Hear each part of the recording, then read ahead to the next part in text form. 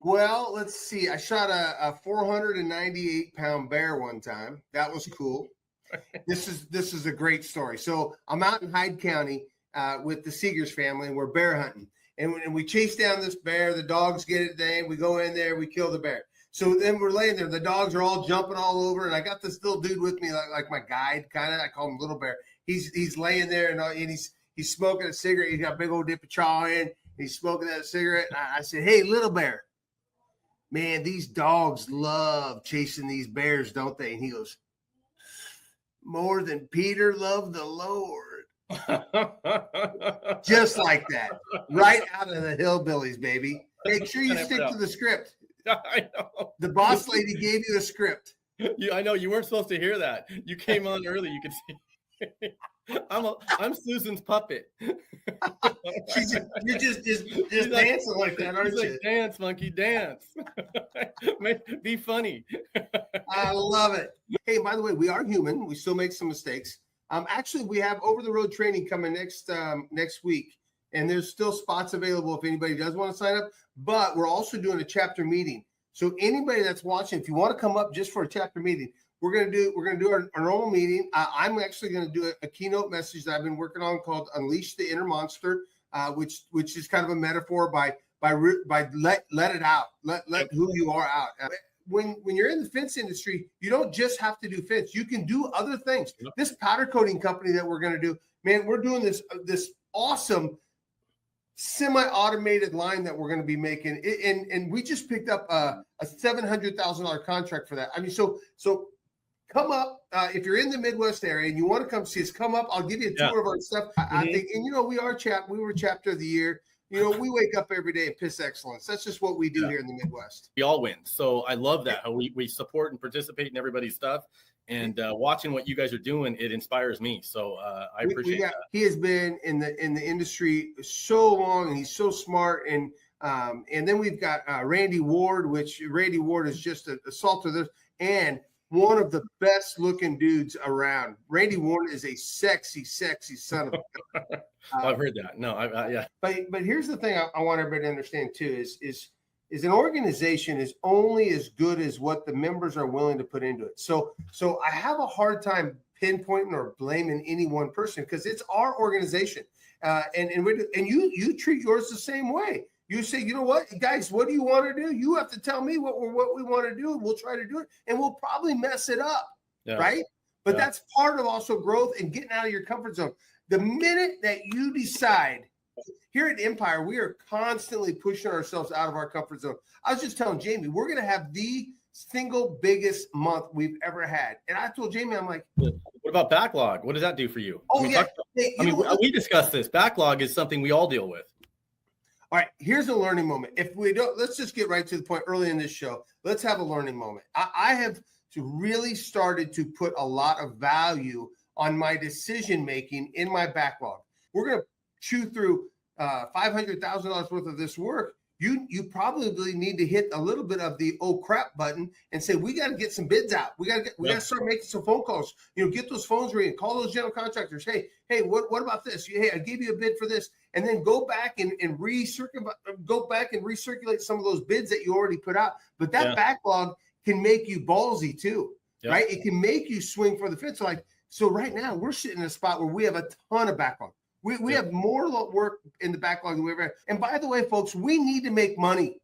We need to be profitable. And if you're not profitable, then you might want to look at getting out, because right now the fence industry is actually pretty good. We're making good money. A lot of people are making good money. If you're not, then you maybe you're not cut out to be an entrepreneur. It's not always the industry's fault. Sometimes most of the time it's yours, doggone it. I think we need a little bit more. Or, hey, we need to raise our margins so we don't get quite as much work, right? Raise our margins up. And if you do get that way you can afford. And by the way, there's also 3 types of overhead. There's a direct overhead, indirect overhead, and then what I call a growth overhead. And if you're not managing for growth in your overhead, you will implode.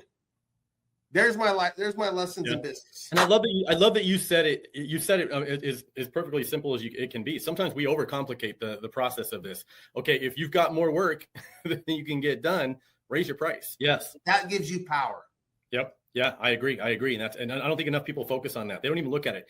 But it's a conversation that comes up all the time with your salespeople, because salespeople often is disconnected from the field, right? The people that are actually scheduling it. So how many times do you get asked, hey, can we squeeze this job in? Can we do this? Can we do that? It's amazing how little everybody knows around the company about the backlog, but how important it is for the salespeople. They're doing it. And don't forget, one of my absolute favorite quotes is most people will overestimate what they can do in 1 year and underestimate what they can do in 5 years. So fill up that backlog. We are the number one state in cattle production. We're going to slaughter close to 9.3 million cattle this year in Nebraska. Yeah. And processed meat, you guys pioneered that stuff. What do we got? What is it? Is it Kool-Aid as well? You've got Kool-Aid, beef jerky, the McRib. Matter of fact, the guy that invented the McRib lived in Waverly, my hometown. And by the way, we also have the largest underground body of water in the world called the Ogallala Aquifer. What the hell is that? Yeah, Ohio likes to think they're in the Midwest too, and I always tell them you're not the Midwest. I feel you're like some battles going on in cornfields. You're the Mideast. You know what I found about you guys back there? You guys will drive 12 hours in your car, but a 4-hour flight sounds horrendous. So it's like, Yeah, I love driving. So I tell people all the time, it just doesn't bother me. So we core drill and we just pound right through it, man. It is slick nickel. Yeah, we do a lot. We do a lot of commercials. So a lot of it is inside warehouses and things like that. So it's a lot of plated stuff. But when we got a core drill, we got the wet one, similar to what you were talking about. And then we buy the dry bits, go up to like 3.5, 4 inches. And those are also super nice. You're only going to get down 3-4 inches. Then you got to pop the core out, go down 3-4 inches, keep popping the core out. But man, I don't know, man. You might have some solutions, but I guess I don't understand the question. Are we talking about tying off, or are we talking about the soils, compactions and stuff? I think he's trying to avoid having to deal with the regulations or dealing with the engineers getting involved, which if you come from an area like we are, where it's really over-regulated, you get an engineer involved, you're talking about 3-4 months of your thousands of dollars, 3-4 months of your time, and rejection after rejection. Here's what I tell all of our people. It's that safety guy's job to help you, not to hinder you. So I always say this. We have a safety guy. We have 2 safety guys the full time. That's all they do.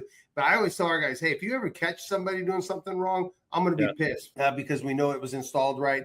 So that's going on. I'm really having one of those years where clarity is really clear. This morning we were in an officer meeting, and I told everybody, I said, even the stressful moments are pretty easy right now for me. So I just really think that my mind is clear. I'm clear. I know where we're going.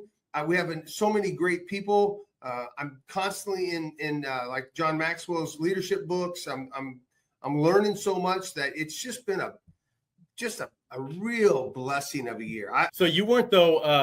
Obviously you're probably really focused because you took a good solid nap today. But you weren't. I did. What? Don't judge me. Well, you're going to take a coffee nap though, right? Pretty soon. Oh my gosh! All right, so everybody out there, listen. Brian told me this thing. I'm going to do it tomorrow. And so if you see the show, if I'm friends with you on Facebook, I'm going to post how it did. But here's what Brian challenged me to do.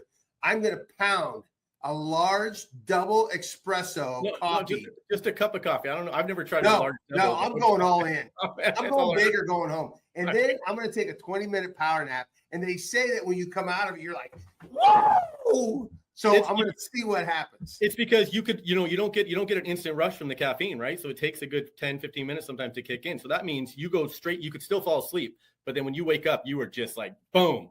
It feels like you just slept for like 6 hours. I am a 2 o'clock napper. I like my 2 o'clock naps, man. That's just how I roll. And you know what? Everybody knows it. But I get up early. My day gets going around 3:30 or 4. And you can, and I think sometimes we get so fixated on thinking that this is what we have to do for the rest of our lives. And you're a lot like me. If somebody told us to stay in our lane, we're like, well, you better build a bigger lane. Yeah. Right? No, I always say, hey, listen, there's 6 lanes. I'm going to use them all. Yeah. Yes. They do maps. That's what they do. So I was like, matter of fact, I was walking by the window one day and I saw a computer nerd on his computer had a map thing. I knocked on the window. I'm like, you do mapping? And he's like, oh, but you do mapping. So anyhow, long story short, I went in. I told him what I wanted to do, and he's like, "Hey, we'll partner with you. We'll help you get this thing built." Great. I'm broke. I don't have any money. Let's build it. So we build the software. We release it. Years later, I bought them out. But they still own part of my code. And because it was their proprietary stuff. So I was always like, no big deal. Well, they sold to a private equity firm on December 17th. The private equity firm calls me up and says, hey, we don't want to help you. We don't want to be a part of you. And you owe us $500,000. So we're really, I'm not a fence guy. Yeah. I'm an entrepreneur. And I wish more fence guys thought like entrepreneurs and not like fence guys. And by the way, I love, and I'm sure Sean's watching here, he's a fence nerd. Spend more time living in the moment and being where they're at and not trying to be somewhere else mentally. Be where you're at and enjoy the people in your circle. And I enjoy that. And that's what I enjoy about watching you. Yeah. And I always say there's never a good time to take off. If you're waiting for the right time in the fence industry or whatever industry for you to have 10 days off, it's not going to happen. It'll never happen. Right. And that happened by an accident. Thank you, Dan Blanc, for that crap. It's in my phone as Rob, the producer. It's great. And I prefer being behind the scenes because whenever it jacks up and I just get to do like this dip and, nobody even knows about it anymore. Camera comes on and you fade away, right? So I started all of this way back whenever I was in school. I wanted to do videos. I wanted to do movies. And then I got into wanting to do special effects. And then I found out like I would end up being like Dust Guy in Scene 7. And I didn't want to be Dust Guy in Scene 7. It's a blast, dude. It's a whole lot of fun. If you would have told me 10 years ago you're going to be working on Fence podcasts the majority of your time, would have been like, you're crazy. But it's probably the most fun work that I've ever done. Yeah. So we got you on this one because this is kind of a special episode to me. We're going to be talking about the 5 things that we should be posting every week. I mean, I'm if you know me, I'm probably even more aggressive. I'm probably the 5 things you should post every day, right? But, yeah. But at least every week, right? Not every day or hour like I do, because that's really what it comes down to. Am I right? Yeah. Ranking and exposure. Yeah. And the more you can do some of these things, it helps drive traffic, creates a wheel. I believe, and it's been going back for years, there's a wheel. You're creating a wheel and everything's directing it towards, in my stuff, my wheel gets into like a bunch of sprockets almost within the wheel because I do so many different ones that it was irrelevant, right? So all of this is to steer people to flip to your page. So this is a really cool episode. We're going to go over those 5 things and then add some bonus content. What are your thoughts on that? So behind the scenes content, it's actually probably your easiest content because you're there. You're constantly there. And it doesn't necessarily have to be just you. Say if you're in the office all the time, do some office shots. But if you've got guys that are out in the field and doing stuff, one of them, somebody's got a phone. And just make it a task, like, once a day, send me a photo. It's, the people that are going to be going out doing that project, show them those people so they know, like, okay, it is an actual business, not just some guy that's sitting in an office. Yep. And I like that because, I mean, what you said is show those people, because I believe people buy people, in a way. They're not just buying products or services. Facts tell, stories sell. Tell the story. If you're out doing I refer a whole bunch to fence stuff because that's what I work with the most. People are going to be drawn to, but I think we're getting numb to those. We're getting, so a photo, I think we've proven this. If you're going to do some content, even on one of your posts, if you attach a photo to it, it's got a way bigger increased chance of somebody actually doing it. And you can see those almost from any of the things that you're posting to. So if you have behind the scene content, where do you think, because all these social media platforms are different and the reach is different, right? Yeah. And who you're, what you're trying to do with it's different. So whether it's LinkedIn, Facebook, Instagram, and so on. So if behind the scene content, where do you think a good place to post that once a week? We're talking just once a week to everybody that's listening. Facebook, Instagram, easy. 1 to 2 at least. 1 to 2 a week. So 1 would be like a minimum, 2 one a minimum. 2 is, you'll find your rhythm, and all of these should be at least once. And you get to some people, I know some companies that post 3 times a week.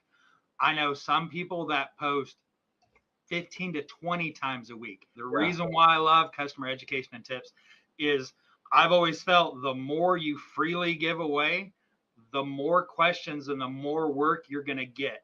Because when you give that stuff freely away, people realize I don't have time to do all this crap. It does create, if you create these things, it's fresh content. And if you had a blog on your website, I'm a big fan of those. If you have a blog, keep, it keeps your website fresh, and it's constant new updates. Because add that stuff to your Google business listing. And it's something that is barely thought of with a bunch of people. And some people are like, what the crap's a Google business listing? Just look it up real quick. Make sure, if you own a business, most likely you're on there, but a lot of people that are on there don't know that they can post straight to that.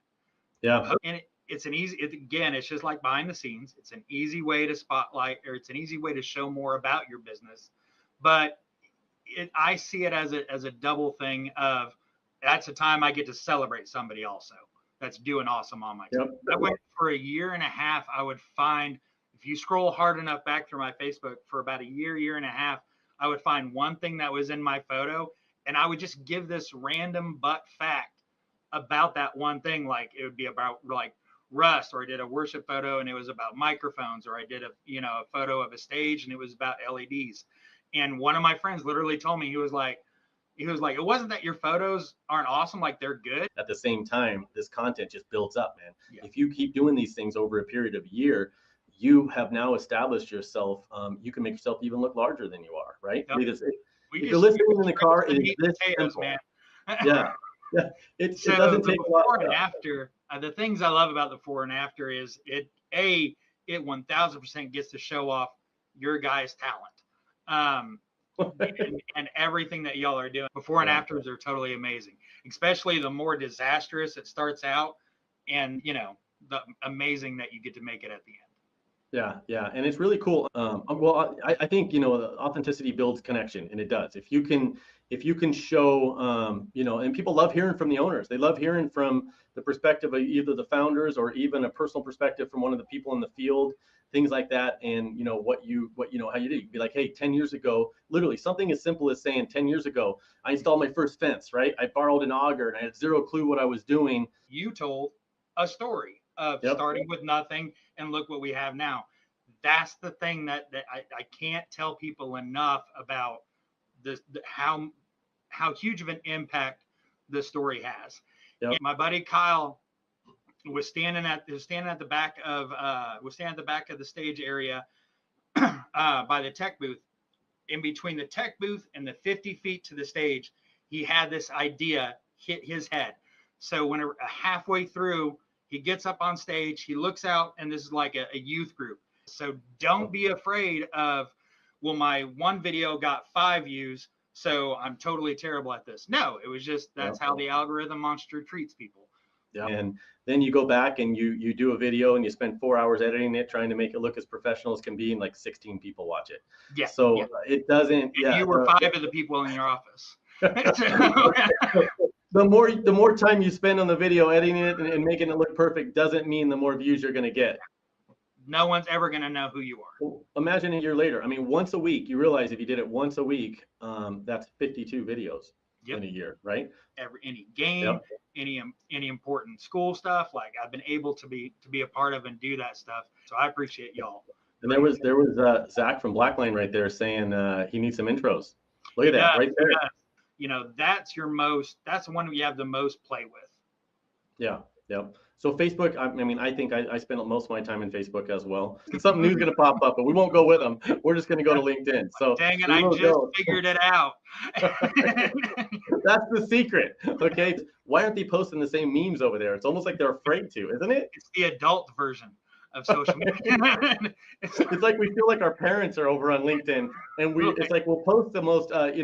We got battles going on Facebook, and then on LinkedIn, it's like nobody. LinkedIn is church, bro. You can't do that in LinkedIn. I don't think you're going to get as much on the homeowners, but if you're going for the commercial stuff, that's where a lot of your general contractors and maybe some of your business to business stuff is going to come from. You can get a lot of business out of LinkedIn. Blurb, feed the monster.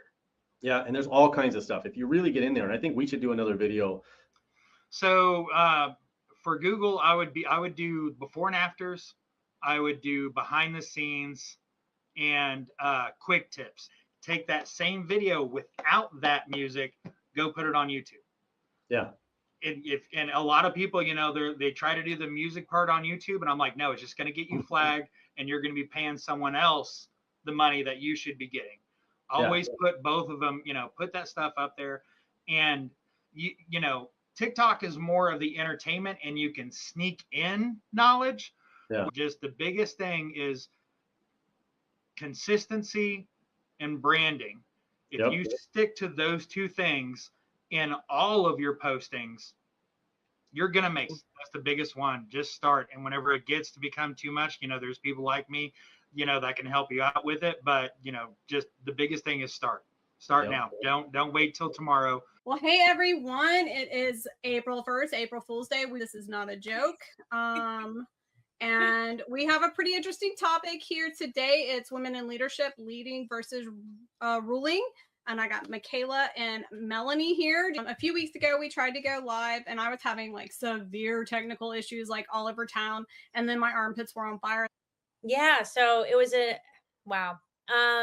So this is my second time being asked to be a panelist for the Women in Fence. I love that because I feel like you get more of a one-on-one experience with people. And it's about work-life balance. And my life is, I'm a single mom. And it gets a little hectic and crazy scheduling wise, especially with the demands of my job as operations manager, especially in season.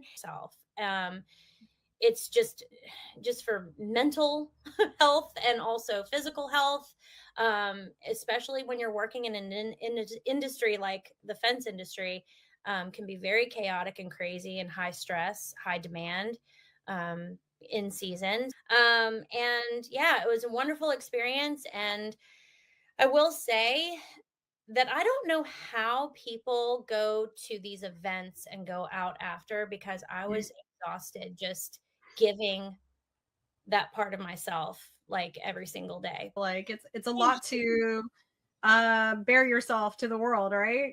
Yeah, it's a lot of responsibility, a lot of work, but it ended up being a 2-hour-long meeting. And he was like super frustrated. I'm like, well, what's wrong? What happened? And he's like, we have this leader in our company and she is a woman and she's a great woman to be. And so he basically said that like the entire time she spoke, she just kept speaking to all of her accolades. Well, at my last job, I did this, this, and this. And at my last job, I did this, this, and this. And everybody's like, okay. And I kind of sat back and I was like, okay, so like there is sometimes a disconnect as women, especially in a male dominated industry, the difference between leading versus ruling, or AKA being a bitch in the workplace, right? Chris? I mean, I think someone who can listen and really knows what's best for their team overall, putting your own opinions aside sometimes is better for the outcome of the team. And she was a bitch, she wanted things done her way. It was her way or the highway. Nobody wanted to talk to her. Nobody could vent to her and tell her like about their day. A leader needs to know that it's not about you. It's not what you want. It's basically taking the people that work in your establishment. And if you are a leader, you need to help them understand their tasks. And I said, let me just tell you, you're not just answering phones. You are the first impression of this company. Mm-hmm. And your job is so important. Your voice, I explained to her that when you're on the phone and you smile, that it comes through in your voice. And I said, no matter what is happening in your life on the outside, when you come here, you just leave that all behind. They not only are like, okay, so I understand what I need to do, but then they feel that they are a part of something that is so much bigger than they thought. And just really caring about that person and what they're bringing to the table. For me, I feel like leadership is a lot of different things. It's everything you guys said, and even more than that, right? Like I firmly believe in the type of leadership where when you hire a team, like you hire people that are smarter than you, right? So let's go into the bitch stereotype because we've seen it every day. I'm a firm believer that if anybody's going to call somebody else a bitch, in most situations, it's going to be a woman saying it before a man.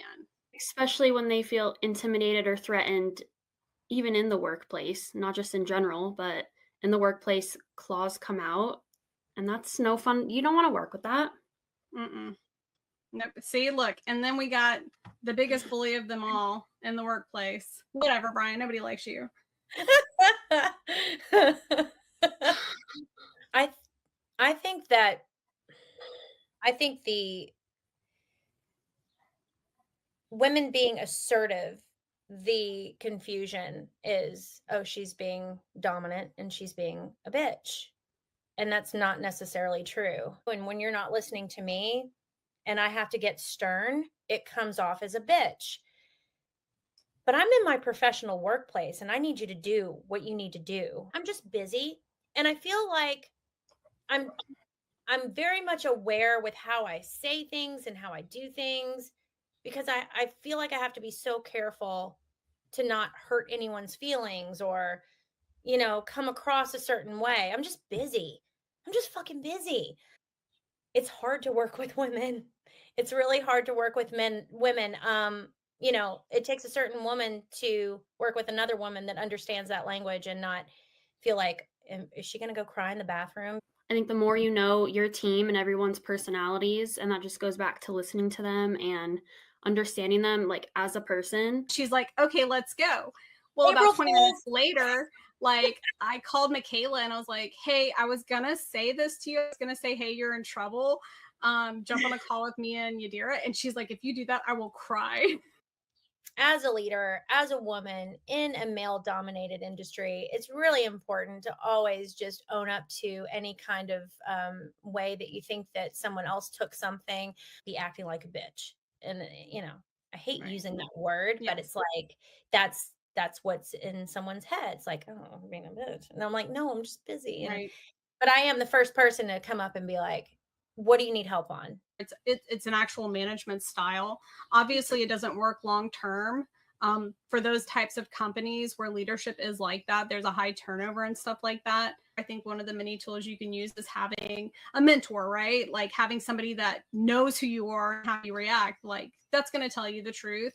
Just respect is a huge thing. I think everyone needs to respect everyone. You're not walking in thinking you're, hot shit and walking all over people. Yes. Yes. It's just, we're all people. We're all there to do our job. And What else, Melanie? Okay, so I have an experience. Before I was operations manager, there was this lady that basically ruled the roost. Okay, and everyone was afraid of her, even the owners. And like, that's not a leader. That's I don't ever want anyone to have that kind of fear and not be able to, so yeah, it was definitely an intense moment. I almost left and I found mine, and I'm grateful for that experience because it made me a better leader for sure. And you need to stand your ground when you need to stand your ground, but you need to be open, and like Michaela is saying, always be listening. And I think that, that's really what life is all about, is learning about everybody. And, you spend more time with the people that you work than you do at home with your family. And that needs to be respected. Because if you're not trying to grow, then what are you doing? What is your purpose anymore? You know what I mean? And I feel like that's one of the big goals that we've had in this group. It's jam-packed with tips and tricks, and it's all about springtime and how you, I don't know, just get out of the funk of being in the winter, and as well as sponsorships information as well. So, yeah, my name's Caleb Roth. I grew up in the fence business, and it was a family business, and I didn't feel like I was making enough money, so I started staining fences on the side. We just recently hit the 1 billion sales mark. So since we started franchising in 2017, we have sold $1 billion in fences. The first time, and it was amazing. The results were really, people started saying, we see your trucks everywhere. We only had one truck. And it was, I literally left there and I'm like, man, of course I'm in the middle of Las Vegas. We just don't have much staining going on, but I'm like, I just want to shut everything down and get some trucks and start staining. Well, for us, it takes a little bit of capital, right? Like we are, you know, like a brick and mortar focused franchise. Like, and so like what that document says, it takes about $250,000 to start a Superior Fence and Rail franchise. Small territory and a guy in a truck, or we have models where you can scale it out and have multiple locations. But you're looking at somewhere between 75 and 95 grand to start up with one of ours. Okay, to be honest, you know, for fencers anyway. So I think we kind of left the door wide open for it, and then it just kind of, you know, it kind of grew, and you guys are kind of feeling a niche in a way, a gap that needed to be filled. And it was a really tough time to start a business just in general, but it was also in like home improvement, right? Because Right. 2009 to 2012 was probably like one of the weakest periods economically for home improvement businesses that we've seen.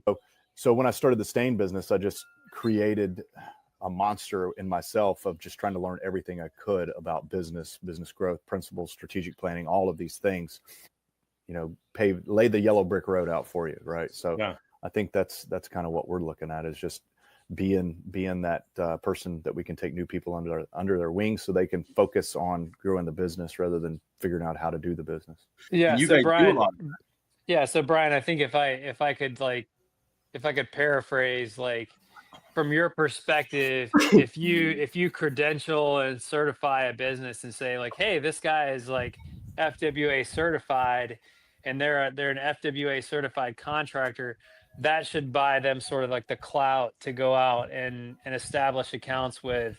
I just vetted that guy for you. So, and like what you're saying, and then you know, you can set someone up with a franchise and say, this guy's a legitimate fence company, sell to him. Like, Yeah. but no, really, like, hey, like I'm willing to stick my neck out.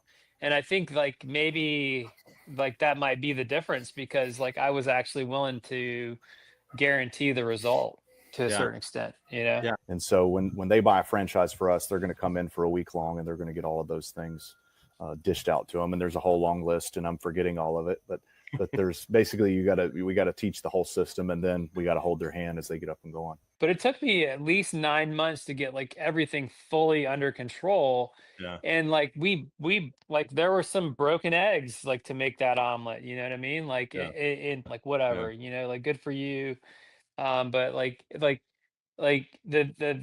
what I'm focused on is the long-term result, right? Like, so like after the 2-year mark, we're seeing like consistent returns, like consistent profitability, and like consistently happy customers.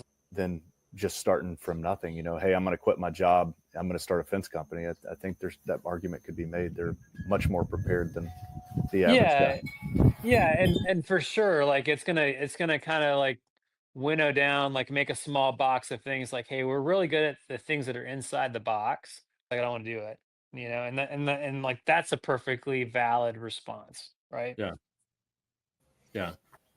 Well, like first of all, for Las Vegas, for me personally, like the demand for sort of like everyday consumer, like backyard B2C fences is pretty low, right? Like, so for me, like I've never been the low price leader, and so I don't think that like that's the real like the thing that would have me concerned is like if a low price leader all of a sudden became very pervasive. Like I think that would be a real problem. If anything, we're trying to like bring everybody up to our standard. Like, hey, like look at what you can charge to get a fence installed. Like it's not so bad. It was Right. I don't know what it is. You could give me a mile of fence, 12 foot tall with barbed wire and razor ribbon. We'll knock it out. Give me 50 feet of like some wood fence or vinyl fence in somebody's backyard. We'll be out there for 4 months. I'll have a complaint to the contractors board. I'll probably get sued. We'll never finish it. I'll never get paid.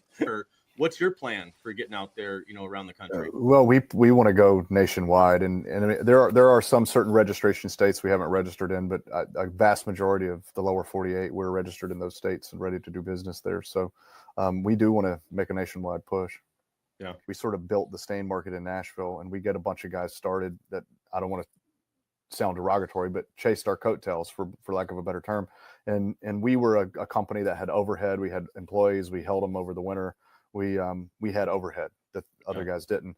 And so when the economy is really good, these guys just kept raising their prices up to be right underneath where we are. But I think in general, Like the idea of the franchise is to be profitable because people are buying into a profitable system. They're not going to buy a franchise if the numbers aren't right. So, so I think overall, most franchisees, unless they've got some motive that we don't know about, they're gonna be competitive, but they're gonna be profitable. I mean, it was just, yeah, or you'd have that third rule, right? And this is literally how we bid everything back then. Some you'd make a killing on, some you wouldn't make money on, but there was no, there wasn't really trying to make your 15% or whatever they're doing at now. And it seemed like we were all making money and it was working, right? So once you get into a trade like this, you don't have to run in those thin margins because you're taking a lot more of the risk and the liabilities. So like I found it at a certain point, like the intelligence officer in me, because I was an intelligence officer in the Army, like I was just paying attention to what was going on in social media just for my situational awareness and to like pick up some nuggets here and there. You know what I mean? Like I don't want to be the guy that did that. Right. So, and then like when it comes to marketing, like, when I first started doing fencing, there was none of this online stuff. So I miss those days. You spent $800 a month or $1,000 whatever dollars a month, and you just had an ad in the yellow pages, right? And they'd flip through and they'd call you. Now I feel like all these SEO companies, all these marketing companies, and all these ones that are doing this, it's like, here's what it feels like. Because like as we come out of this like massive like COVID rush of demand and all that stuff, like the same set of contractors is there competing for less business. And it's going to get worse before it gets better. So like, the cost of acquisition for customers has definitely gone up over the last 2 years. We've seen that. And it's an adapt and overcome situation, right? You either adapt and overcome or you go out, so pick one. Yeah.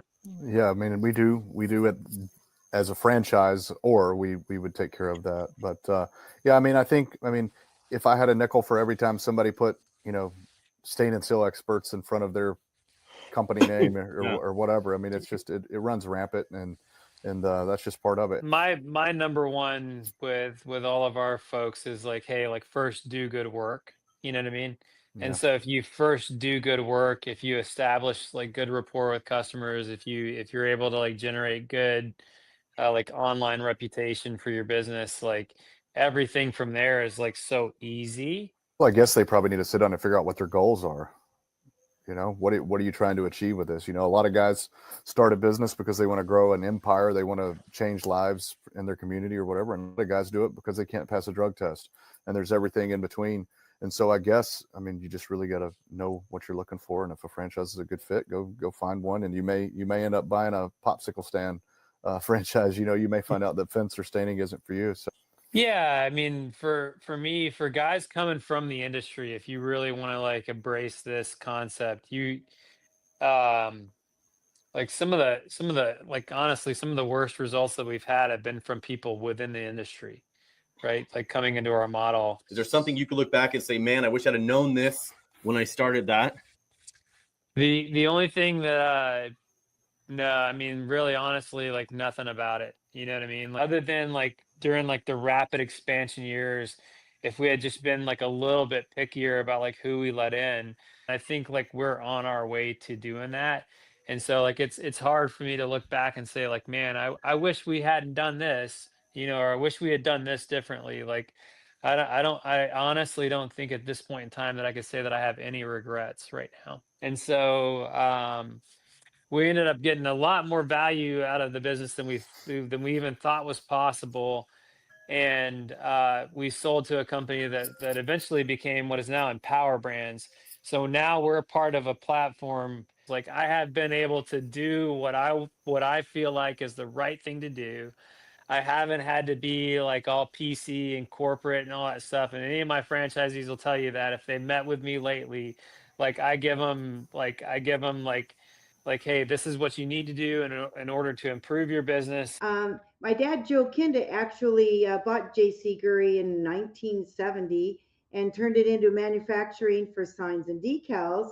And we're talking all kinds, not just for fencing industry, but the security industry and porta potty industry. And it slowly grew into quite a manufacturing plant. My dad invented those. So he took them around and it finally caught on, and now it's a big deal. So I'm proud of him for that. But we've been making fence signs and and going to trade shows and building the business up. And I'm the daughter doing accounting and everything. And so now I'm running it, and it's just a thrill. And we're so happy to take care of so many of the fence guys, man. And they're upping their game with not just their name and phone number. They're getting lots of interesting art and pictures and graphics, and it makes it that much more fun and interesting. And we thank everybody for that.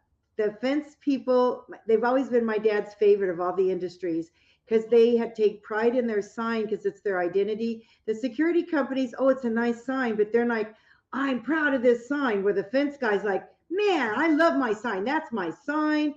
They get so excited. They'll call the office. We got our signs. We love them. The enthusiasm is catchy. So that's kind of a cool thing to see. But how does that make you feel seeing that thing come down there? It was kind of weird for me in a way, but then on the new place, it looks really classy, and it's got a neat background on it, and it's happy. It's big and beautiful and bright and happy, and all the employees are so excited about it. He needs to talk to him. We moved next door, so it's almost, a similar footprint but bigger, and it's gonna. We started actually printing fence signs today. I think Mark said Frank's Fence was what they were printing. That's a good question. Well, we've been silk screening since we've made signs, and the thing is, we use UV inks, and we laminate, and the quality of our inks that makes them last a long time outside. And that's what people want, is durability and long lasting. You don't want to go replacing your signs all the time. Digital prints, they have their purpose and their place, definitely. But if you want to have outside exposure, they're going to fade in 6 months to a year. So right. You guys have been making those things yourself there, right down to the screens. And I know I'm going to come in there and do a video one of these days showing exactly. It'll be like a how it was made kind of video, but yeah, follow one of those signs all the way through. It's really cool to see your staff and everybody, and how most of them have been there 20, 30 years. And a lot of them, they're very, very good craftsmen at what they do, and they take pride in what they do. A lot of steps. Yeah, the quality. Yeah, quality takes time. What was I used to say? What was that? The old thing where you can get it fast, cheap, or quality. You can pick two, but you can't have all three, right? Well, if we're really, really slow, which rarely happens, we can get signs out in we have been known to get them out in 2 or 3 weeks, but that's when it's like holidays and we don't have that, it's kind of slow. We can get them out faster, but that's exceptional. That's a big deal.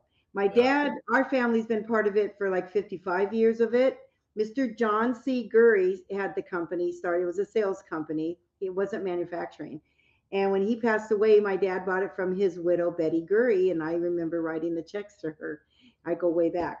And turned it into manufacturing little by little, and we grew it, and we're celebrating being around this long, and it's going to be our diamond anniversary. And we have those of you that like collect signs. Hello, that's probably everybody listening. Yeah. Oh, we're having the fence sign contest. Hello. We've been doing this since we started the fence show, and doing that. Oh, look what Mark brought in. Oh, there. See that? The 75th. Is it backwards? No, I can see it. So that's the anniversary sign for the 75th anniversary. You'll be having those at the party, probably. I'm assuming. Yeah, and this is on Wednesday and Thursday, I believe it is. We'll announce it Thursday afternoon. First prize is a $500 Amazon card from J.C. Gurry. Second prize is it $300? I think Founders Fence was doing second, and then Founders was doing third as well, right? So 300 and then 150 or something. 150, yeah. It's like a IMAX. It's a big curved display that's like an IMAX theater. With full of fence signs. Plus, we'll still have room for shirts and handouts. And also, you can come to the show and get quotes and even get ideas for your art. We're offering a 5% discount.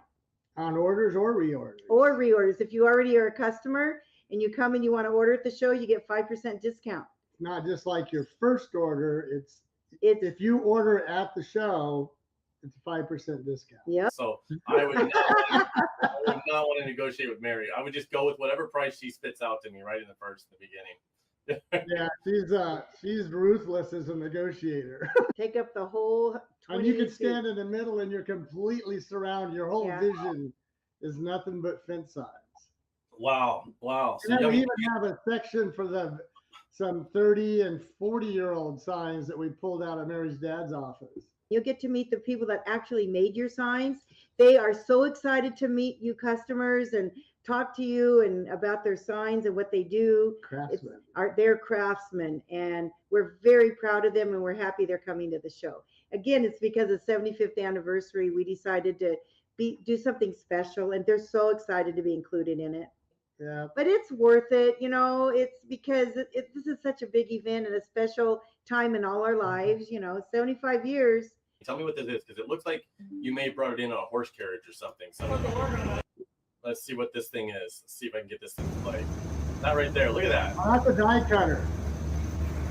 That's really, I mean, that's a heavy piece of equipment, but that's what punches out the different shapes. If you got a sign that you know you've got other than a rectangle or a square, that's the machine that punches out the shape. They call it a clamshell die cutter because it's like this, and it lays flat, and then it comes down and punches it out with a steel rule die. Bam! It cuts the metal. They print spec sheets up because every fin sign is different. So they print up special sheets, put them in a clear job jacket. It goes to production meeting. We all know all the orders going in that week. It goes to the artist who gets the film ready, gets it ready, makes it, and takes it out to the shop in the jacket follows it. And then they use that to shoot the actual screen that you saw, depending if you want tough coat lamination, which is a higher, adds durability and length to your sign, or regular Mylar, which is what we use all the time. And it goes through the laminator.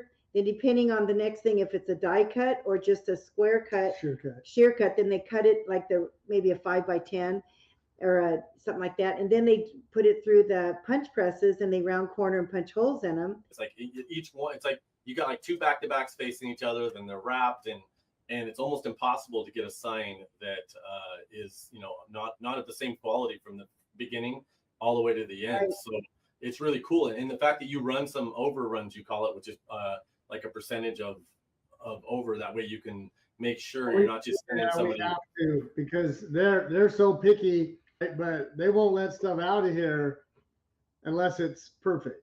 That's right. Yeah. And that's your production staff, right?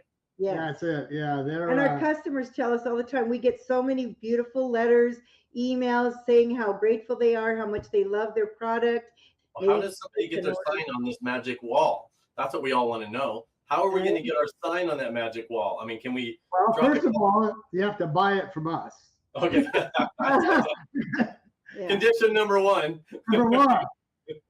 Number two is, if you want to ensure you're on there, you got to go to the fin shop. I mean, normally we would have maybe 200, right? But yeah, we're going to have around 1,000 signs, space for 1,000 signs. And if you bring your sign to the show and you're not on the display, we may find some place to display it. And people didn't realize that, like the first year at the Fence Show, last year people were bringing packs of 25 and using them all, right? Because it's like, I'll give you one of mine if you give me one of yours, right? So it's there's a little horse trading going on there. Yeah, but and you need to make sure digital printing is fine for fast and temporary, but we build stuff that's going to last for years and years and years. So there's a big difference in the way signs are made. Oh, that's that's the exposure light for curing the emulsion for the screen. You can get an instant tan. Yeah, you don't want to. It's like 40,000 watts. I mean, it's just yeah. But we're getting so excited about this show, and everyone's coming, and our employees are excited. It's kind of put a little skip in their jump. Is that what the jump in their skip? A skip in their walk? I don't know. Whatever those are, they're just. What was in your Starbucks? Caffeine. I needed it. But they're the employees. No, they're so excited. It's just, oh my gosh. Oh yeah, they're really looking forward to this. You can just see the pride and everything. We really want to see you. And make sure you register for our party. I mean, it's on forgot about that. 75th anniversary party, Tuesday night, September 30th at 6 p.m. Signs and Diamonds. Say a few words about the company, what they want to say, and hear some things. Your dad. And about my dad, yeah. Yeah. So I miss him. That's great. And All right, you guys. Thank you for watching, everybody. We will see you next Wednesday. Everybody else, we will see you at the show. Yes. Thank you so much for having us. The last thing on our intro is us week after week after week telling Brian that Yadira needs a horse. Right. It says Yadira needs a horse. Yeah. Yadira needs a horse. Yadira needs a horse. Weird. I know. It's actually been a little bit. I think it was actually the post turtle video that they let us do, just you and I. You were so irritated with me. And I'm like, oh my gosh. Oh my gosh. Rewind definitely- episode 389 of Women of FWA live Q&As. I just started sending the link. I'm like, here you go. And one of the things that I think we need to kind of get back to the basics on, which is super important to women of FWA as well as to SWI's organization, is leadership and culture. We have talked about company culture so many times on our lives throughout the last almost 2 years that we've been doing this, which that's so weird to say. All of a sudden you start adding team members because you guys are busy, you know, and you're like, hey, I definitely want to make sure that we're setting a good company culture, that there's a good foundation, that we're consistent. Like, how do you do that? Bro, I don't know. I don't know how I feel about company culture all the time. Something he basically said, you know, you never look back and say, I wish I hadn't done it. Mm-hmm. And that's how you kind of cope with it. That's the reality of the situation. Like, this is who I am. I want to provide culture. I want to provide a positive atmosphere. And yes, there will be people who take advantage of it, but I'm never going to look back and say, man, I wish I hadn't. How do you really start to establish your company culture? Your leadership team, whether if that is you and one other person or you and 8 other people, you define the company culture every single day. You are the one responsible for the company culture. You are the one setting the example and the tone and the expectation. You can't live and breathe something if you don't believe in it and you don't want it. So it's just like it's easy to hire a person that fits in as opposed to having the knowledge, right? Like, you know, this also goes back to, you can teach them anything. You can't teach them work ethic. You can't teach a positive attitude. You can't teach them to want to work well with others. You can't teach them, you know, certain things. Can you coach and encourage? Yes, but you can't teach that. You need to take a long look in the mirror. You need to take a look and see what's going on and what you're doing and how you're going to change your day-to-day. My biggest thing that I've said, anybody that's taken the OMS class with me, is be the example to set the expectation. You have to look at yourself. You have to look at the leadership team. And then as you grow and you bring more and more leaders into your organization and on this team, you have to make sure that they've got a good, solid foundation of what your goal is, what your company culture is. And then are they able to continue that? So if you're not in a position of leadership, then my recommendation to you is to make that list, as well as maybe 3 to 5 recommendations on how to slowly implement it. But again, if your leader is not on board, if your leader does not see eye to eye with you on this, it's never going to. But once you do it, like you said, you're never going to regret not doing it. I think even from a team member point of view, you're capable of creating a company culture with your own positive attitude, with your own, you know, learning from your mistakes and owning them, a level of ownership, right? And that really, they're going to tell you who should stay and who should go. Your culture determines behavior, but behavior determines culture. It's hand in hand. And that goes from the very top down to the very bottom, because that is not realistic. And anybody that talks to me knows that. But at the end of the day, even if I'm not in sunshine and rainbow, at the end of the day, I still have, hey, we're going to get through this. We're going to push. It's hard. We got it. You know, and you've got to have that good behavior to go with it, because I embrace the company culture that we harvest. And these are my, you know, biggest things, even to me personally, not just within SWI. How about systemizing processes? What does that even mean? We talk about operations management a lot, right? We talk about policies and procedures. We talk writing about. all that stuff down. Just know what's in my brain, yo. Okay. I have crystal balls in my office and they have not worked in the entire 7 years that I've had them. Correct. So, but that's for your own sanity, right? So could you imagine if you had somebody that was coming in that was learning all this and you bebopped all over and changed it every single time? You would be so frustrated with them instead of looking at yourself going, I'm really messing this up. Right.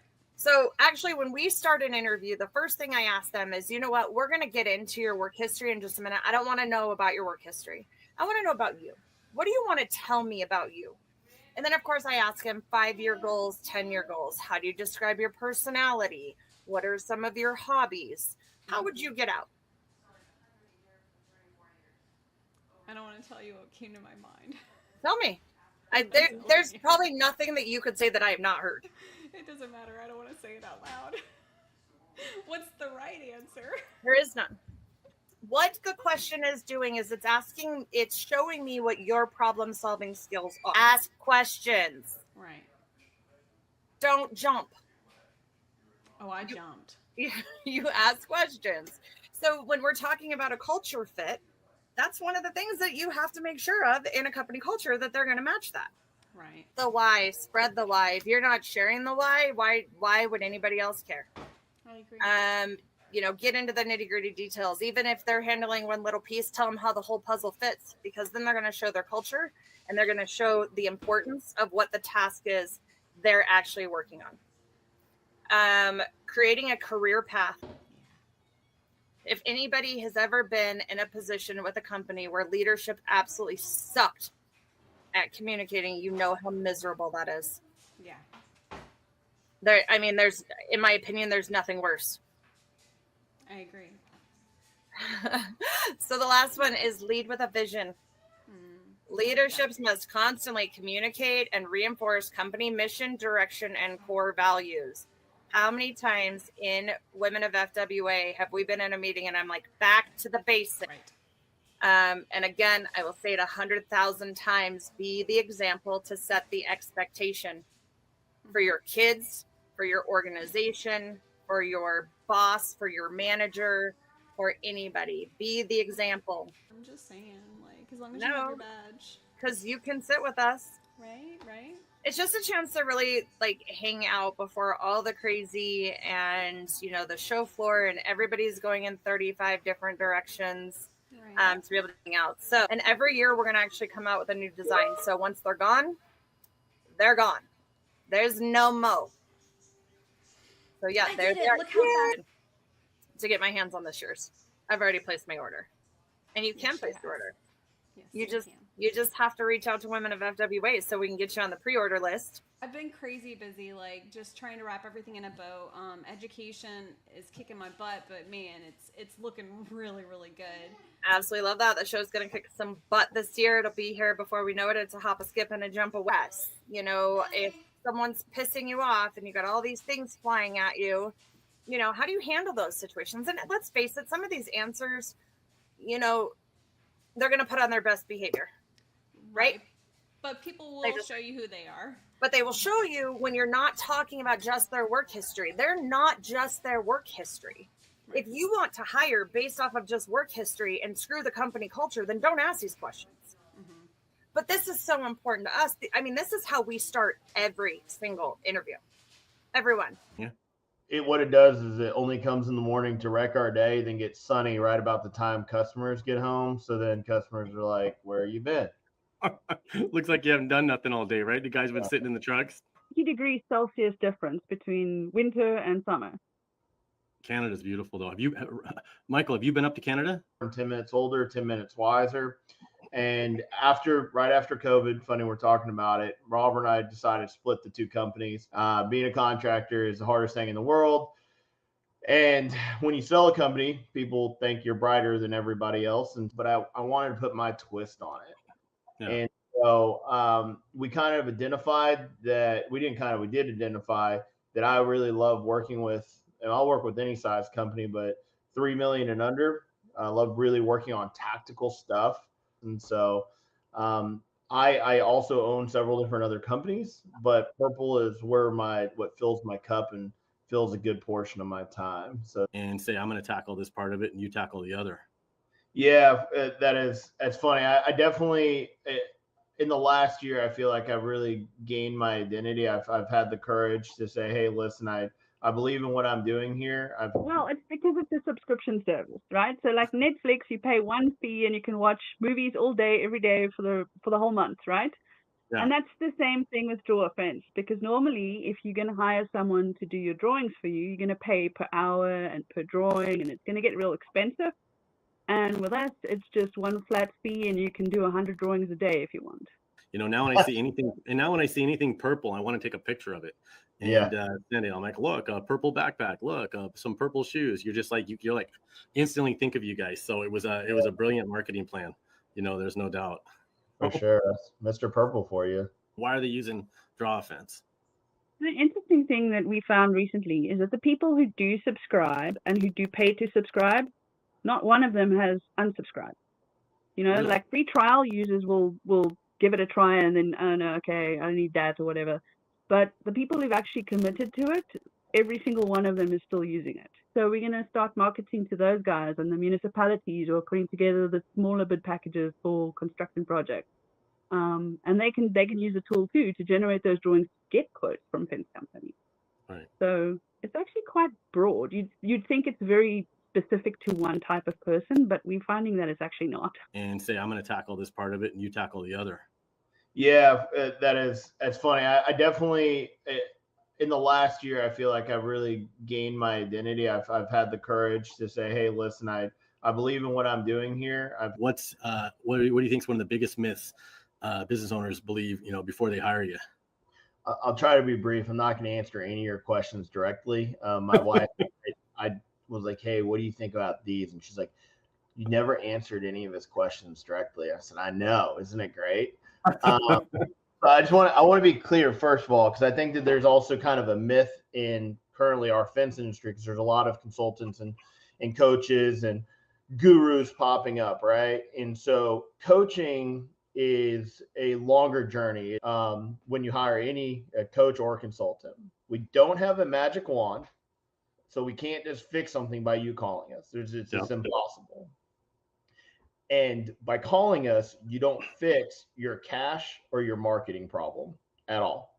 By calling us, your cash does not.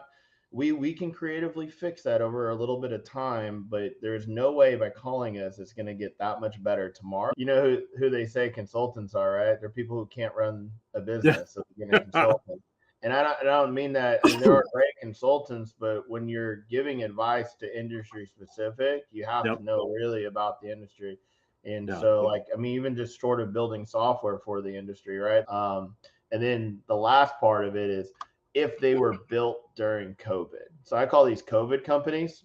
So I'm sure we've found that there was artificial inflation in just everyone's business across the board during COVID. If you answer your phone, you got the job. And so there's a lot of companies that are really confused. So they maybe didn't actually understand the grind, the grit, the concessions they might have to make to get a job. And so if they were developed during that time, sometimes we give them a little bit more grace. And I'm not saying it's all companies, but they didn't have to go through the building stage like a lot of other companies had to do. And now they're a little bit more confused, and they're saying, well, when's the market going to come back? And we're like, well, actually the market's this is where it should have been. It just went up for you at the best. It's normal now. Yeah. Well, but I know it to be a fact that I've taken closing ratios of salespeople up, not just by 1 or 2, but we're talking by 10 to 20% by making them do the proposals correctly and spend the time. It's funny, you're going to go through all this work to drive out there to, like you said, generate the lead, to drive out there, spend the time with them and all this, but you can't spend as much time as the guy spent at Verizon selling you a cell phone for $400 on this, $10,000 bid. My wife really kind of I read with her, I guess. Sometimes she's doing it. We do a lot while we're driving and stuff, and she'll read it out. So she just actually started doing one on JD Vance, and that's been, if you haven't read his autobiography, that is really cool to read. It's pretty interesting stuff you didn't know. But other than that, I don't really I've never been a big reader. And actually know how to use it. And there's so many, like I'm looking at a book on my shelf, The AI Driven Leader. Like just read that and it'll help you integrate it at some capacity. At first I was like, oh great, I don't have to learn AI, I'm in construction. I think it's really cool. But I use, I've used Jobber. I don't know if you've heard of Jobber. Yeah, so we got a couple clients with Jobber. I like Jobber. Yeah, so I've used Jobber for so long. It's really hard to switch because you got so much data in there. So it's really not a matter of learning a new platform. It's what do you do with all the data you have in this other one that never really transfers over correctly, to another platform. So I use Jobber, and then in the field or even out as the sales guy goes out, he can load the photos directly under that and many other things, which we're going to find out tonight. So how are you both doing? I'm good, man. Just wanting rain to stop in Texas. We need heat. Founder of Draw Sense and many other things, which we're going to find out tonight. So how are you both doing? I'm good, man. Just wanting rain to stop in Texas. We need heat and sunny skies. All right. It comes and goes though, doesn't it? Just kind of just little spurts, and then it calms down, Bronya. Espeling. Yeah. Yeah. Founder of Draw Sense and many other things, which we're going to find out tonight. So how are you both doing? I'm good, man. Just wanting rain to stop in Texas. We need heat and sunny. The last name pronouncing right. Espeling. Espeling. Yeah. Yeah. Founder of Draw Sense and many other things, which we're going to find out tonight. So how are you both doing? Founder of Draw Sense and many other things, which we're going to find out tonight. So how are you both doing? I'm good, man. Just wanting rain to stop in Texas. We need heat and sunny skies. All right. It comes and goes though, doesn't it? Just kind of just little spurts, and then it calms down, Bronya. Draw Sense and many other things, which we're going to find out tonight. So how are you both doing? I'm good, man. Just wanting rain to stop in Texas. We need heat and sunny skies. All right. It comes and goes though, doesn't it? Just kind of just little spurts, and then it calms down, Bronya. What it does is it. Espeling. Yeah. Yeah. Founder of Draw Sense and many other things, which we're going to find out tonight. So how are you both doing? I'm good, man. Just wanting rain to stop in Texas. We got Michael Whitaker from Purple Coaching, and we got Tamra, and I always get the last name pronouncing right. Espeling. Espeling. Yeah. Michael Whitaker from Purple Coaching, and we got Tamra, and I always get the last name pronouncing right. Espeling. Espeling. Yeah. Yeah. Founder of Draw. So it is Tuesday, July 15th, 2025. I originally am from Atlanta, Georgia. Woo, woo, woo. I'm Sylvia I'm the founder of CS Industrial Services here in Maricopa, Arizona. I'm originally from Guatemala, but I was raised in California, and recently 4 years ago we've been here building our fence business here in Maricopa in our sunny. I am exhausted. I know y'all are exhausted, and we're in our busy season, and we're prepping for the fence show, and we're prepping for people's yards and their livelihoods.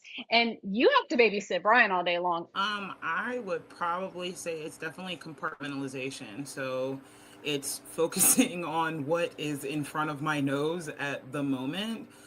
Don't ask me to translate what I wrote, because I also don't know. But yeah, it's definitely a focus on just when there is a task at hand. It is. It's been wild. I'm coming into the teenage mom years, and that's been something very different, and having to handle, summer vacation and children at home. Be quiet, don't talk. I'm talking, I'm on the phone, don't scream. That I'll be gone for a couple of hours, but then it ends up, another meeting comes up, and it's a wild ride for sure. I love how great summers are, right? I get so much more time with my son, and I get to be around him. But I'm also like so excited that school starts in like 1 month. And like I have the whole day to actually complete tasks, to actually clean my house, to actually answer the phone, to actually not have to work in the middle of the night. They So can't be controlled. so they're already like in their 11, 13, and 14, 15, going on 15. So it's a little easier to have them understand, hey, I'm going to be on a phone call, please, keep it down. We will meal prep Sundays, or Okay. we will have, getting them involved in the process is so important. And involving them in the process, I think that has really helped have them understand that what we do at home is very important, because we don't go out to an office. Just the respect, the level of respect that the level of respect that you have to teach them to have towards the work that you do, it's so important. It is hard to balance at times, right? Because that's a big one right there. I love that. I love that. Okay, Brandice, do you have any tips? I am not afraid of a boundary. I am definitely somebody who is a part of the school that believes no is a complete sentence. My own personal life or what I have going on, then I'm not above, hopping into an email or replying real quick or adjusting here and there. Because boundaries with work, but also boundaries with your family, like Sylvia even said, like helping them to understand the respect that's required, because this is how we feed our families. This is how we feed them and support them and get them those shoes they need to have and want, and the things like you're not getting anything out of me. My phone's going to be put away. Like that's how I manage my mom guilt, right? You pay attention to me, and you don't sometimes one of them requires a little more than the other, and it's just it's a lot. But like, give me some time and I'll get back to you in just a little bit. And it's a struggle. It's always a struggle with kids, even when they're little, when they're older. And also putting those boundaries with them, amongst themselves, and the respect of, I'm going to do this with your sister now, and I'll do this with you later. And it's so important. And right now, recently, it's been church time, like being there present for them, for their spiritual walk. Giving them that time and being available to them. Like I'll be in Florida at the training next week. And so I was like, you know what, son, do you want to come with me or do you want to stay with your grandparents? And he's like, I want to stay with my grandparents. We're nerds, so we play a lot of video games. I know I said the like infamous word that like most women are kind of like, I don't love when he does that. That being said, I am, you can find me. So it's like when you get off, it doesn't feel like, oh my God, I always have to do the laundry, or I always have to do, the dishes or what have you. You can see that the dishes are dirty, wash them. You can see that the dishes are clean, put them back on the shelf. Right. You know what I mean? Our kids are a little bit older now. So I'm just, this summer's all been about, you guys put in a little bit more work in the yard.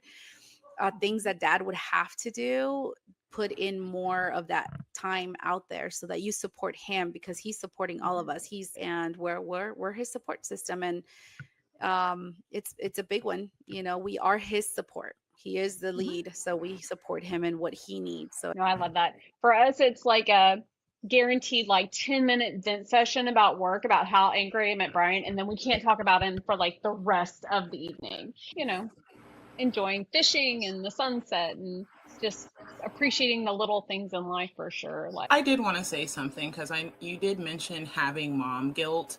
And I don't have children of my own. I have dogs. However, I am the child of a corporate woman. My mom worked, and I want to say to you and all the other moms, but all of a sudden one day I woke up 18, 19, and I was like, hey, I like this lady. She looks out for me. She makes sure that I am okay. Kid or kids will be old enough where all of that makes sense. We can see how much effort you are putting into being a good mom. So don't beat yourself up too hard, because it's not necessary. You're doing a good job. I guess I kind of do remember that day when I woke up and I had to apologize to my mom for being such an evil child for so long. So I am Saul Ramos.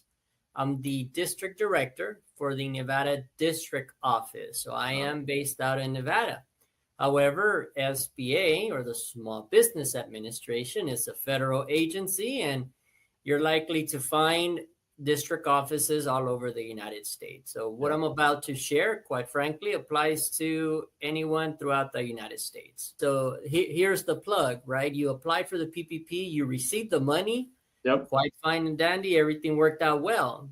But you also need to apply for the forgiveness. There's that the last step. You have to submit that forgiveness application, because if you don't, it will become a loan. SBA has many programs. We have the microloan programs. We have one called the 7A program.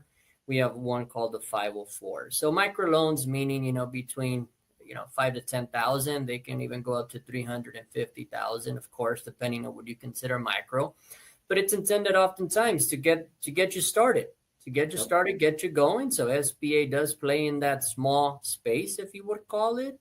As I mentioned, first things first, we usually start the conversation, one, understanding, kind of filtering it out. Where are you at what stage are you in? Are you a startup? Are you already in business? Are you looking to grow and expand? So that's going to be kind of the first conversations. And here's the other kicker, that do you understand your business plan, or did you pay someone to do your business plan? Right? Or did AI write it for you and you haven't even read it yet? Exactly. So oftentimes that happens, right? So that's part of the step. Do you have collateral? Do you have some money? Skin in the game. You've heard that term, right? How much are you putting in? The likelihood of you getting 100% financing is not going to happen. So how much of it are you going to put in? So imagine on a $100,000 loan, the bank slaps a 75% guarantee. Now they're feeling a little bit more comfortable putting that money out, because they know they're going to get 75,000, right? Whether that business, and we want businesses to be successful. So that's the benefit for the bank. So now we're picking it up a notch, right? Now Lenders Match. Let's compare Lenders Match like to when you're dating online. Right. I've never done the online, but what I hear is that you go online, you type in kind of everything that you like, and they'll match you with a date. Well, in that similar notion or idea, SBA created Lender Match, where the borrower is going to say, hey, this is my type of business. This is how much I'm looking for, all the bells and whistles, everything that you need. And it's going to match you with a lender. So you may not get a date, but you might get a lender that will help you borrow money. So there you go. You never know. Get some money and you might end up with a date. So the free business counseling, the consulting counseling. So, and you were kind of saying that would be the first step that you might guide people towards if they were talking about getting a loan or even a business plan. And within some of that, you help with the business planning, financial forecasting, even marketing help. We'll start with the Small Business Development Center, and they'll use the acronym SBDC. Sam, B, boy, D, dog, C, a cat, SBDC. You can go online, SBA, or go to SBDC, and you'll see all this. Many of them are going to be tied in with universities. So, for example, in Nevada, we have a relationship with University of Reno, University of Las Vegas. So our SBDCs have that connection. What does that mean? Well, think about it. They have access, or you have access to a lot of institutional knowledge, a lot of institutional information. That's where the market research that might be able to pull information that other institutions or other partners would not be able to. If anybody wants to start a restaurant, I'll be glad to help them out. He says, if I were to charge, I probably would charge $400 per hour to help folks. But he's doing it because he wants to volunteer. And he told me, one of the things that kind of frustrates me with SCORE, and I'm like, what is it, man? I'm like, what the heck did we do? What do we use? All right, here it comes. Let me, I could take it in the chin. He's all like, some of these people don't show up. They make an appointment, and you know how frustrating it is? I'm setting aside time. If I would be charging $400 an hour for this, but they don't show up. So it's one of these celebrations nationally where, hey, we want to celebrate small businesses, and we have different categories from small business person of the year, exporter, family owned, et cetera, et cetera. There's one gal that was recognized last month as the exporter of the year. About 13 years ago, was having lunch with her girlfriends, and She is a female aviator, female pilot, right? So they were having lunch and they're like, hey, have you ever seen that the watches that we wear are they're for guys. We have smaller wrists, you know? Yeah. So she had already been thinking about this, already putting some of the parts, and was pretty much 50, 60%, you know, and launching it. She's exporting all over the world. And the reason I share this is because it just didn't happen overnight. This happened over 13 years, right? And last month, when we celebrated National Small Business Week, she was recognized, and that SCORE mentor was sitting in her table. So again, you don't have to have had a loan with you guys or had some sort of interaction with you guys through any kind of official means at all. You can just call up and take advantage of this. How would somebody across the country do this? I mean, how would they reach out to you guys? Yeah, I would recommend starting with the website. That's the easiest one to start, sba.gov. So sba.gov, like government at the end. And on there, you'll find different tabs. You'll find a tab for funding. You're going to find a tab for counseling, and you dive into it. Why did they do that? It's because they wanted to level the playing field. Right. So I think it's about 23% of contracts are set aside for small businesses. So what is considered a small business? Just as a rule of thumb, less than 500 employees, or depending on your industry, they're going to look at the gross. You've probably heard the term certifications. So it's another way of setting aside contracts for small businesses. And if you fall within the certifications, well, there's going to be contracts set aside for women-owned, for example, women-owned, veteran service disabled, and we have another one called the 8A program. So he got into the 8A program. Boy, this businesses, they're killing it. I don't know what other way to say it, but they've been in the program for about 2 years. They're up to 30 contracts, and that's unheard of. That's unheard of. So what I am not saying is you get the certification and structuring it to where you're not just out digging holes every day, you're running your business. And I don't think that we get this information early enough. I think we always wait until we're so busy, so swamped, we're overwhelmed, we're behind on filing something that's got, whether it be your corporate document or your taxes or whatever, and then we get desperate and then we start reaching out for counseling to fix problems. So you guys coming in early can probably help them form a better business plan, do some financial forecasting, some marketing, and some guidance on that. So I love that you said that they started with you early and they stuck with you guys, and years later they're booming, and they're booming because you guys helped them structure it correctly and they listened. Yep. And I believe here's where the philosophy comes in. Are you working in your business or on it? And that's, I think, where folks, once they pivot from working in it to on it, they'll see the growth. And that's what I feel, have done with a lot of these businesses. You're going to start working in it. There's no way around it. That's just going to happen. Yeah. And when and that's quite all right. That's normal. I feel that a large percentage of folks deal with that. In order to start running your company, and make the people step up, and they'll step up sometimes. If you got the right people, maybe they're being held back because you're too accessible. You're always there to solve every problem. So it is nice, if you get some of this advice early on.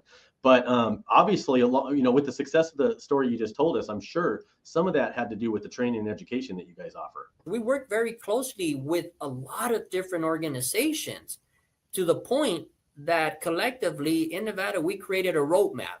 And if my friend Marcel would be here from Nevada Industry, he will be preaching about the roadmap, because it really was, we're dealing with the government, so the resources are not much, but it's a PDF document with interactive links. That's how old school it is, but it works. There you go. Now I'm going to read it out for those that might be listening. 800-827-5722, 800-827-5722, and you select option 3. And I'll give you a quick example.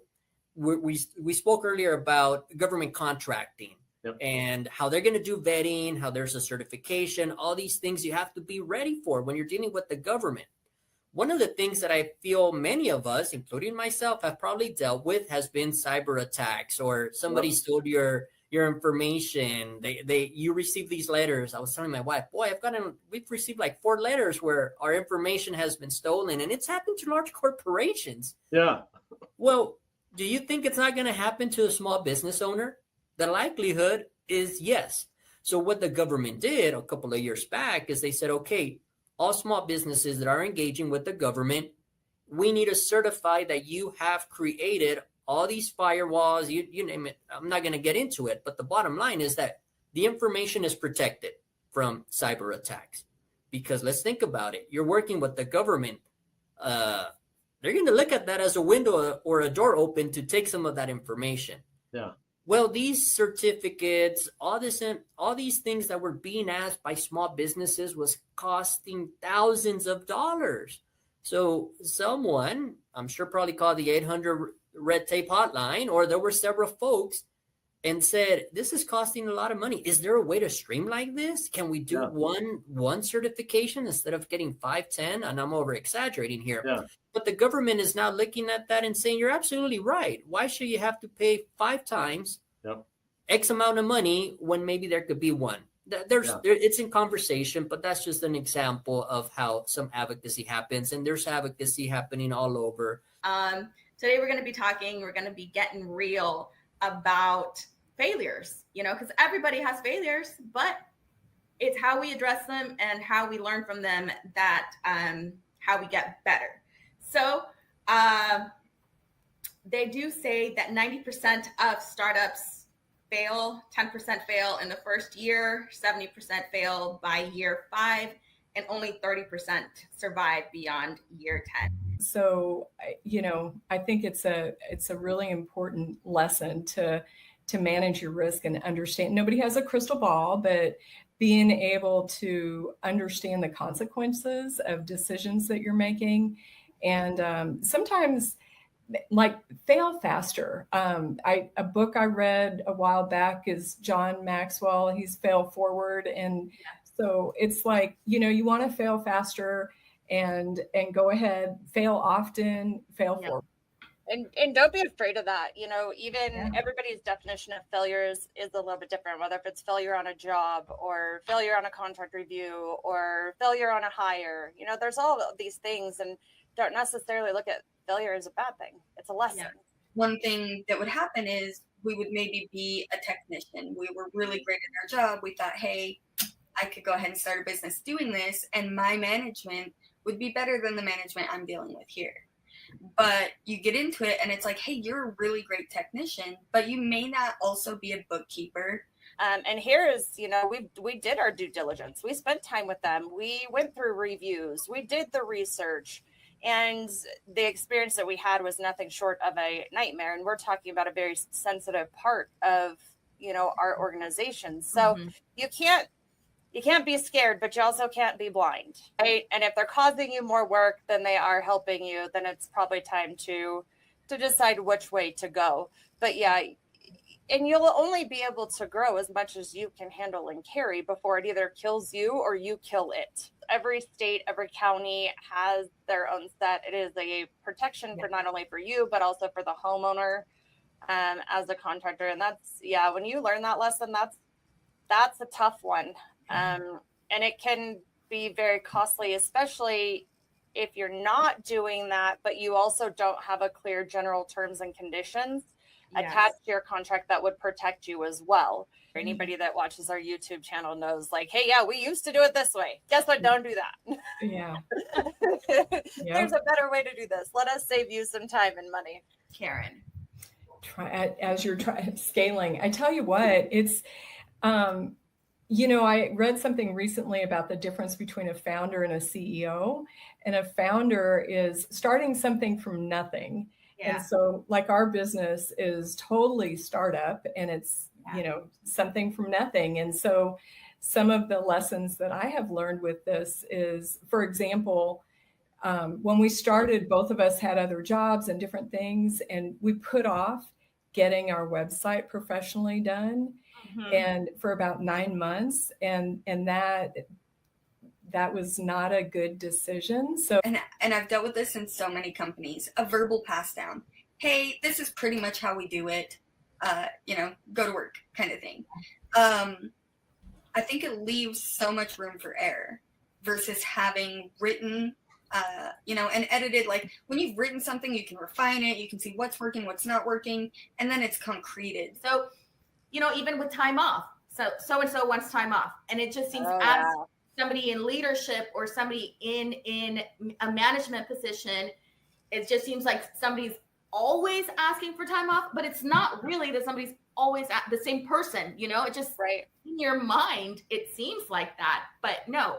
But once you sit down and write out, this is what vacation time you're allowed, this is what sick days you're allowed, this is how much you can accumulate on per hours worked, or however you want to do it, however you want to get that structured in place, the less thinking, stress, headaches. Yes. They will teach you things that you never thought was humanly possible for someone to want to do to an organization that's paying them to feed their family.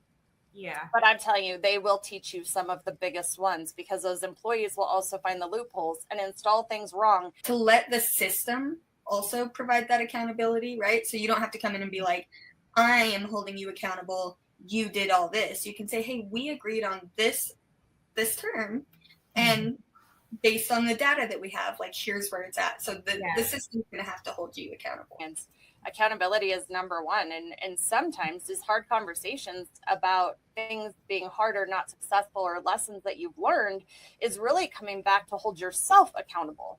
Are you doing what you need to in the position in your organization, whether if you're on leadership, or if you're an owner, or if you're the receptionist? Yes. Let's face it, if it wasn't for the person answering your phone, you wouldn't have jobs, you wouldn't have a paycheck, and you wouldn't be where you're at. So, there's a lot of it, and you have to be accountable. The expectation is that this can be completed by this time. Now, is that a hard deadline? No. If you come to me and say, hey, we've got X, Y, and Z, this is why I can't, but you've set an expectation with clear communication. Yeah, for sure. Absolutely. Yeah. Before you started, one thing you wish someone would have told you. I think one big thing is actually to get really clear about your own values. And, for a number of reasons. One, it does help you to recognize when you have failure or not, because, it's not just a business that can fail. You can also fail in the actions and activities you're doing. So, but the only way you know that is if you're really clear about your own values and priorities and that kind of thing. I remember hearing things like, be a problem solver, company culture, leadership. Like, I remember hearing, start where you are with what you have. It doesn't have to be perfect before launch, things like that. But it was really hindsight that concreted anything that I had thought that I knew. Because I think context wise, right? If somebody gives us advice, we can only hear it really from where we are. So we'll try to take it in, but then as life continues to spiral us around, we come back and back and back to that lesson. Oh, and a deeper level, I understand what they meant by that. Or on a deeper level, I can really embody that advice now. There's something about, you and I did it at Summer Bash. Like, we're sitting there, it's 9:00 at night, everybody's doing their thing, and we're still talking about fence. But surround yourself with those people. Everybody wants to talk to you. Everybody wants, to teach and to share their passion and to be able to encourage and tell people, the hard lessons that they've learned, or the things that, they've tried that just flat didn't work. Or if you've got a situation that flat just didn't work and you're not quite sure what to do with it now, reach out to your peers in this industry. Reach out to Women of FWA. Ask, because I will tell you, you're not on a deserted island all by yourself in this industry. You're not. This is where Mark and I butt heads, because I'm like, no, I just need more time. Like, I know it's not going to be perfect, but it just needs some more refining. Like, let me figure this out before we roll it out. And I'm spending 3 times the amount fixing it. Which he does give me that little bit of time, but at the same time, he'll also pull the rug out from underneath me and say, enough's enough. We're going to roll it out and we'll fix it. You're absolutely right. But yes, on a personal level, I guess I wish we would have hired an accountant sooner. But now that I've released all that, which is hard, you know. Yes. Because you want to hold on to the stuff that you know, the stuff that you've been doing for years. But so chucking a truck, you know, and if anybody knows me, and I think especially you probably, I hate that term. I hate one truck chuck, you know, chucking a truck, trunk slammers. I mean, I just can't stand it because I feel like that's where a lot of the fence companies started off with. And it kind of just irritates me a little bit every time I hear it. But I mean, you know, being small doesn't mean unprofessional. It really doesn't. And I think that's kind of what it's been labeled as, you know, as when you think of chucking a truck and stuff, it's not really, you know, it's thrown out there as an insult, right? You can be professional with one crew, you know, working out of your personal vehicle and stuff like that. Some of the best work in our industry comes from one-man shops that take pride in doing what they're doing. In fact, I bet you that a lot of good quality work comes from guys that are just out there every day controlling the quality that's going out for their company. I did not know. That's how effed up our industry is, Brian. Yeah. Like, they're fence companies. They're not. And there's some fence companies that don't want to be bigger, and they're putting up thousands and thousands of lineal feet of chain links. So, Sasha, what do you call a fencer in space? Oh, dude, I'm too dumb for that. And has no intention of standing behind his work, right? And he underbids everybody while he's cutting corners. No permits, no safety, no standards, no warranty. And when something goes wrong, where's that guy? Yeah. Where's that guy? He's gone, right? So it makes it so difficult, you know? I think we've pushed everybody that is a fence company with one truck. I love you. Just changed my life, right? Because I didn't know how I was going to get around this one truck. When we push everybody into that category, that's ridiculous, right? If you're licensed, you're doing everything right. So it doesn't make you any more legitimate. So, you know, and I think that we forget that. So it's, you know, and that's tough. And I think that we look at these trades and, you know, now that if you noticed a shift, even in this podcast, we're getting a lot more trade related stuff. To create your little business, to get out there and have a go. America is the greatest country because that is one. I'm not going to get into politics, right? I mean, you're probably going to have a fight, but that's what I love about this country is like Lion couldn't do what it did if it was in any other country in the world. That's why I love our industry because fencing, we've got communities, but inside those communities, we've got families. And there's these little communities that, dude, you get to meet some amazing people. Like I have met some insanely talented fence company guys that have one truck. Yeah. Ability, accounts, leads, and licensing.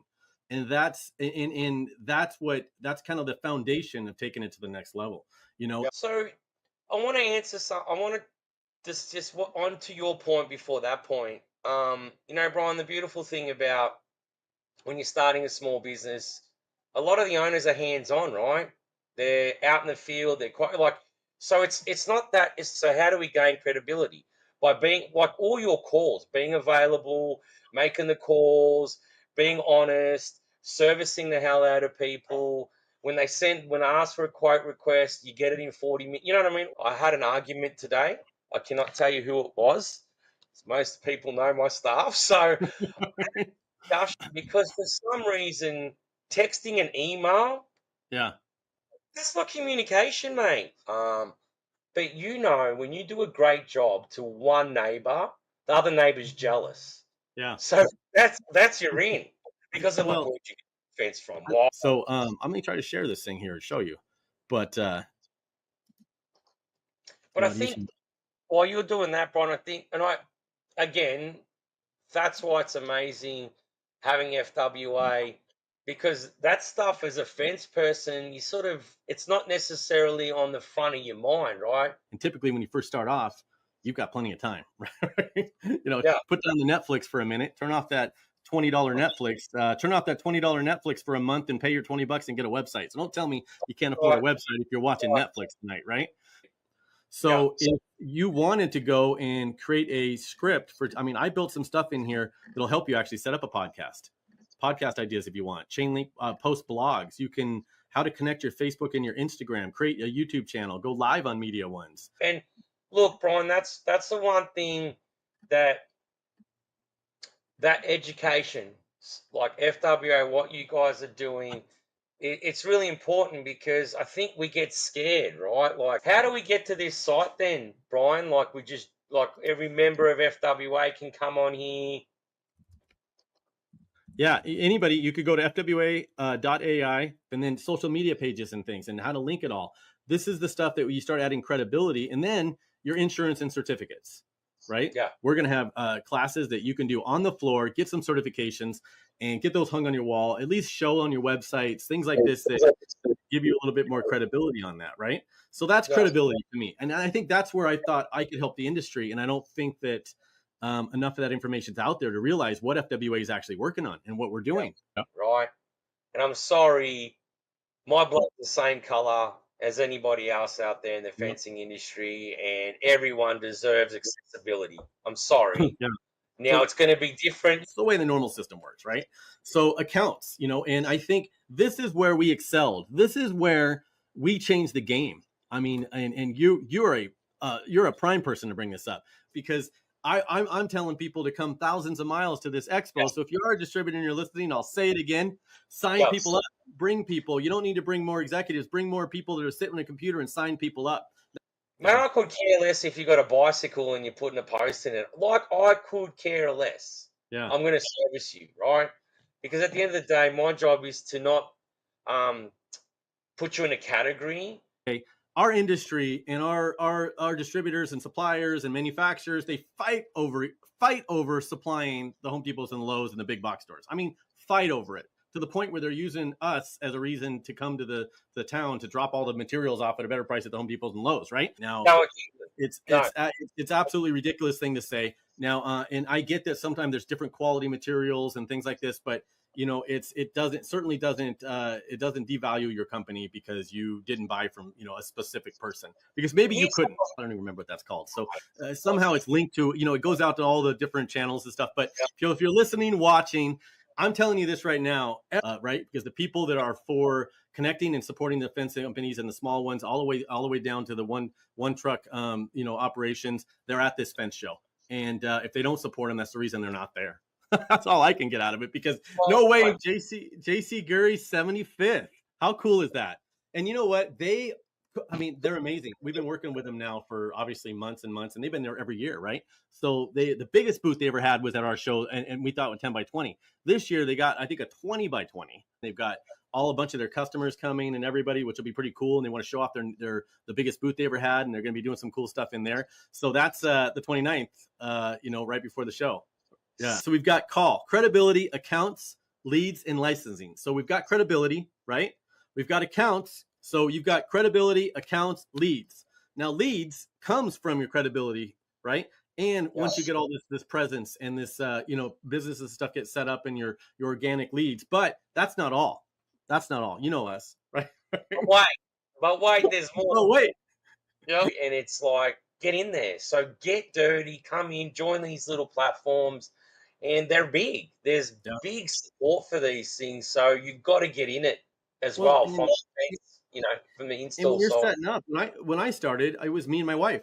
That was it, right? And if you have questions, just ask them. I mean, if you had a question about some topic of procedures or HR, they'll do a whole podcast on it. They'll bring you on and they'll address it and get right to the nitty gritty of it. And it's stuff that even I would be able to answer, So much smarter than us guys. Oh. And if you don't use them, you're missing out, because there's just when I did fencing for the first time, Brian, there was nothing what do you do? And why do you think I get booth? I mean, what is it? Last year, the year before, I got a booth at the, at the one in, Nashville. I always announce I'm going. I do this. I support it. I bring people. It's because one show not succeeding hurts another show. I mean, if my show is the first show that you did and you didn't do well, you might not do another show. We believe that professionalism and credibility all is going to come from policy. Because you know why? Is because honestly, if you want to start an association and make money, don't do it the way I'm doing it. Okay, I'm telling you that right now.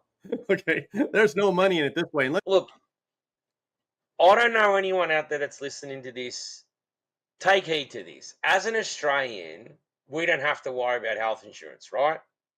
Because yeah, there's a lot of problems on the other side. We're not here to discuss that. But when you come to America, health insurance is big.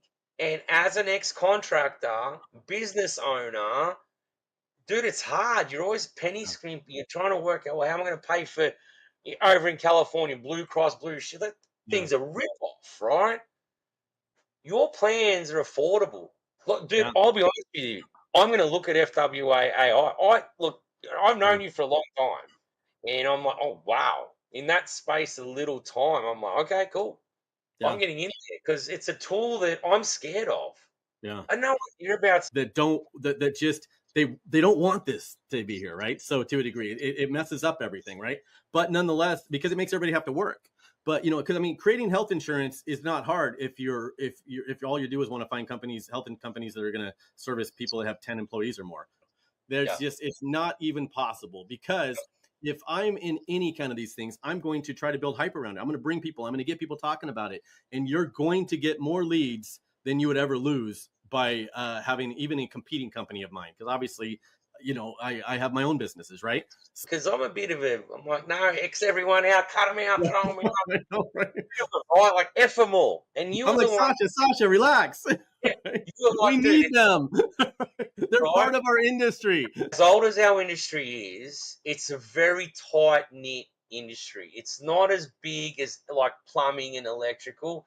So at the end of the day, it's like having a fight with your sister or your brother. At the end of the day, you're going to hug each other and go, okay, let's work it out. And remember why our companies are here and why our companies were successful, because we cannot do it without each other.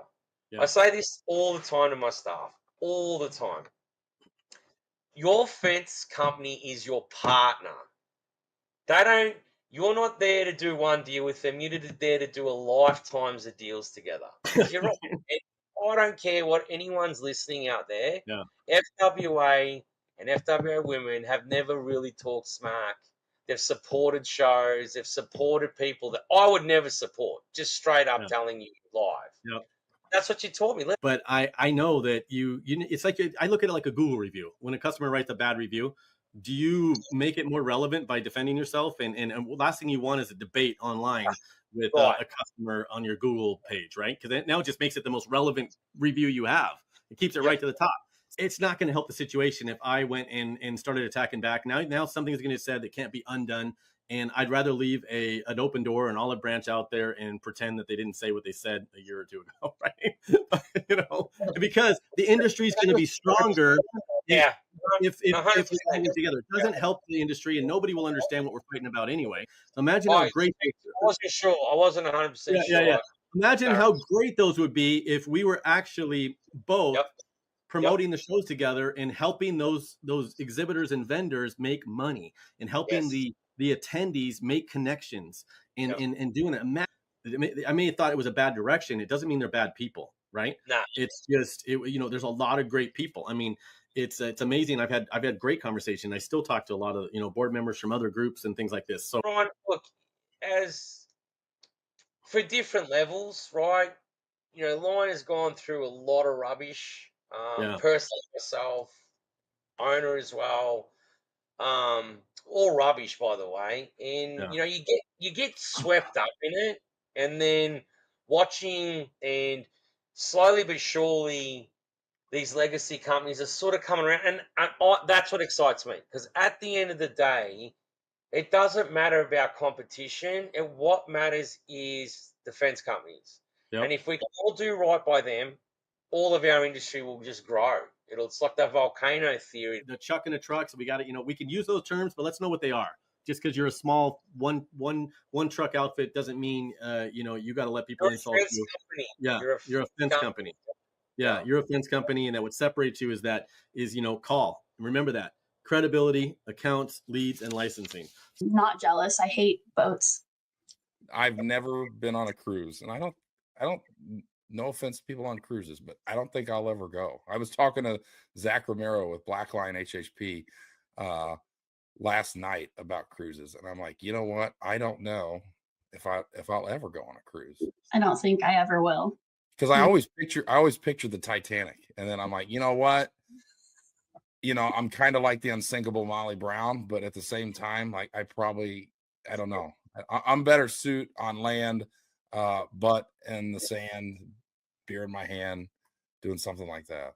That could be a song. But what we always say is, if you don't have the right butts and the right seats doing the right things, what's the point? And that's a big thing, is we pay people because we trust them. You know, we you know, that's what I tell folks is, you're here to make decisions on behalf of the company. What am I paying you for? You know, and at the end of the day, whose failure is that? It's our failure.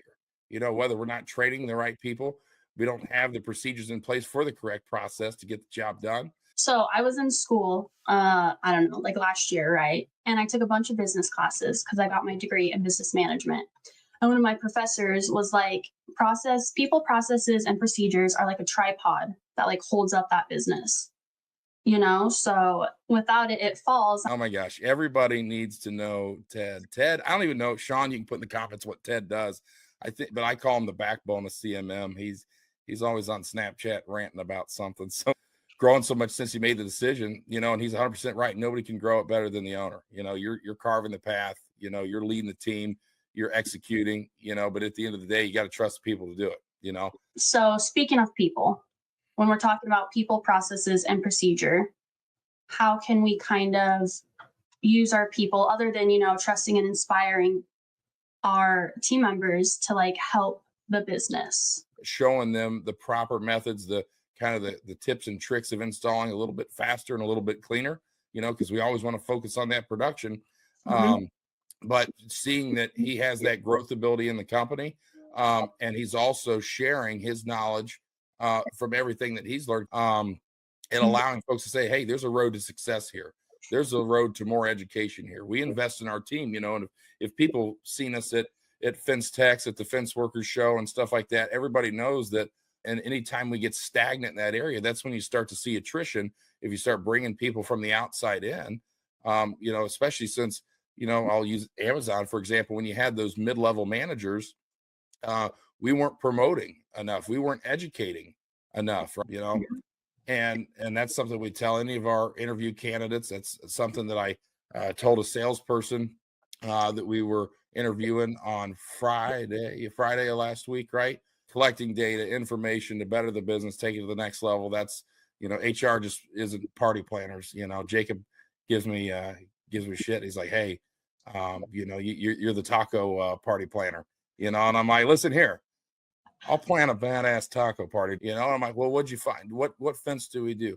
Why do we do no dig? Why do we do this, that, you know? Go back to Matt, my salesman. Are we improving the customer experience and the process, right?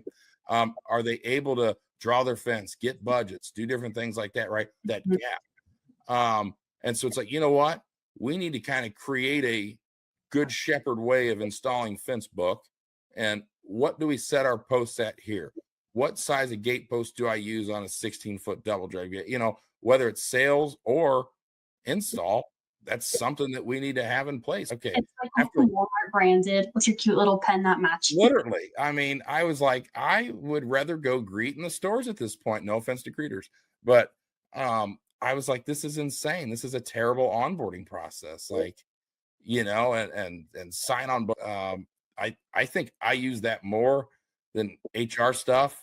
I do say that sometimes I'm like, okay, I'm about ready to go into HR Shane mode, which is like like tunnel vision, like what the hell's going on. That's one thing that I always do is I talk quieter. So just as you were yelling at me before this, no, I'm just kidding. Yeah. No, yeah, but no, because it's a lot, you know, like when we're covering all of this and we're just talking about it, I think to somebody it's just kind of a lot to absorb. So if you have to give just a little piece of advice, anything you would give them? probably a little piece of advice. And then Devin, I see your question. I'm going to answer that after this because I think it'll go hand in hand.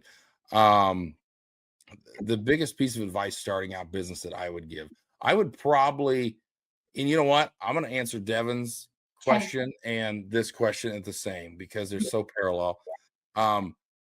Having the right people in your corner to support you, to listen to you, to help coach, guide, whatever that may be. And something that we always said in former life was, don't reinvent the wheel. Somebody out there has already done this, right? So people ask me, like, what's the hardest part of owning a business? And I say it's putting all the puzzle pieces together successfully. That's like my thing. It's like back in my world is like, I only had to focus on like 3 aspects of the business. I didn't have to worry about buying a building. I didn't have to worry about trucks going down. I didn't have to worry about any of that stuff. And so when, your mind's racing 1,000,000 miles an hour, that's why I tell folks is reach out to somebody, have a conversation. I want to learn from somebody who's young. I want to learn from somebody who's implemented technology, who's used different ones, this or that or the other, right? And Sam calls me up. He's like, hey, man, I got this opportunity. I think it's great. You guys will get along. It'll be awesome. And I'm like, hell to the yeah. I can tell you that right now. We're always growing. That's the only constant is change. It's always change for the better. But he sees how we've been able to hammer things out, move to different softwares. So, I mean, I just answered both of them in another long-winded question, but that's my MO, right? But have the people, have the network, take the phone calls. I like I said, I don't have the answers for everything, but as HR Shane would say, if I don't have them, I know somebody that does. So that's extremely important. And when you're thinking on the straight and narrow. So I know a lot of people that have quit drinking, and maybe I will go back to, maybe I won't. We'll see come July. I haven't really missed it. But staying sharp is what my thing is. Like Matt said, clear head prevails, and he's 100% right. We've been able to grow tremendously. No, I mean, I think that's a good way to kind of close out the show, unless you have anything else. I don't have a whole lot other than I think Aaron Ebert just invited me down to Florida to come golf. So sounds good, but having the relationship with the banks is crucial, right? When you're showing your business plan, your land acquisition plan, getting those lines of credit as you grow, as you buy trucks and vehicles and different things like that. ArcSight is basically built for iPads and tablets and stuff, which, we've used ArcSight in the past. We just move in a bunch of different directions. So you're bougie. It's the workhorse. It's the workhorse. So Justin Menace, Kia Forte, the sports car. Exactly. Hell yeah. That's a hot rod to use, sir. And then the little gear shifter thing. I don't know if anybody's seen a Prius gear shifter, but Google it. It's the craziest thing. It's like the size of my thumb. And I'm like, am I in park? Is the car even on right now? Like, what the hell's going on? But they got this little like lightning bolt button in the car. And when you hit that thing, like we're driving around the neighborhood and I hit it and I took off. And Jacob and I both look at each other and go, oh shit. So you can't use the power button until you hit your sales goal. Then you can go ham with it. But it's a great thing. Some people are Dodge, some people are Chevy, whatever. I won't hate on you, even though I will. No, I'm just kidding. Yeah, you guys are Dodge people. I know that. Yeah. But yeah, we do the 550s, drop a 24-foot deck over behind it, and we're rolling. So make sure we got toolboxes on the thing. Everything's covered up. We got enough room for all that and a bag of chips on the thing. So the projects everybody dreams of getting, right? Absolutely. We know it's all digital, Yeah. Everybody uses, there's no paper. But back then, the blueprints came in and you had a document scanner sitting there full time, scanning them all in, digitizing them so people could look at them online. And 1999 was when Construction Notebook became one of the first online plan rooms here in Las Vegas. Yeah. We've been doing this since 1953. So moving on to the digital age was kind of a big thing. And it's an interesting backstory too, because it started down on Polaris Avenue as a pie shop. And what they did was on the bulletin board, people would post their construction projects. And that started letting people network with each other in finding projects that they needed done on, and people getting the right work done. And it just evolved from there, where they started compiling it in the newspaper format, magazine newspaper format, which we still do today in 2025, just digitally. It started on as notes on a cork board into a little pamphlet that you would flip through, into a spiral notebook, and it's just progressed from there, and we're still doing it to this day. We've had people start their entire businesses in our plan room. Yeah. And use our plan room every day as a base of operations. And we watch them grow until they eventually get their own office. So they're just in the plan room, they're doing their biz, they're doing their takeoffs, and they're drinking their coffee, and then they grow and they finally have their own base of operations. And he can send us over the plans digitally with a list of the trades he needs and all the work he needs done, all the specifications we need. We have a form you could fill out, so it fills in all the information we need to give to the people. And we'll upload your files and everybody can kind of come in and see if that project is something that they're interested in. We provide the information, but we can't feed it to you. You've got to go in and actually look at these projects and drill into them, use our keyword searching features, our project tracking tools. But it's fair to say at $1,250 a year, if you get one project opportunity with the notebook, it's going to well overpay for itself for the year. What happens if there's a change? How does the fence company, maybe you make the bid in July this month, right? And and I'm assuming you're either bidding to the owners or general contractors, because either one can submit them, owner or general contractors. So we're on their contact list, where when they're making their changes, they're reaching out to us directly to update us, and we update our projects and using our project tracking feature. So are they submitting the bids through this portal or through your site directly to the GC? So is all this kind of done like that? Right. You do not submit bids through us. We facilitate bids. We give you the information, all the information we can provide. Bidders lists are great through the website as well, because on every project, you have a list of who all the bidders are, the generals, the subs, and you can keep track of what generals are bidding the project and when they want to receive their bids, what time, what day, how they want to receive them. Oh, that's nice. You could see you might be the only fence guy bidding it. I mean, through here anyway, right? 100%. Or you might see that there's 6 other fence companies bidding it, and maybe, because we all know which companies are better at what. Even Las Vegas Fence, we're better. Sure, 100%. We do have digital. It's like a light set of takeoff stools. It's not what you're going to get with an on-screen takeoff or something like that, which is going to run you a couple $1,000s, right? As part of your subscription on a gold membership for $1,250 a year, you have all the access to the blueprints and specifications. And with that being said, too, if you are a sub that is bidding that project, you can go in there and edit your listing and kind of give yourself a little tagline, demoing what your company does. Like you talked about Specialized Fence earlier. You could be, Las Vegas Fence, specializing in barricades or something, as like your little company tagline. Tell me about the daily bulletins and these, and how these get delivered to people. Very popular. As a member, on any level of membership, you're going to receive a daily email from us at noon every day. And that email is going to give you a 3-day bid calendar telling you all the projects that are bidding with us in the next 3 days. It's a very powerful email, very popular. Yeah.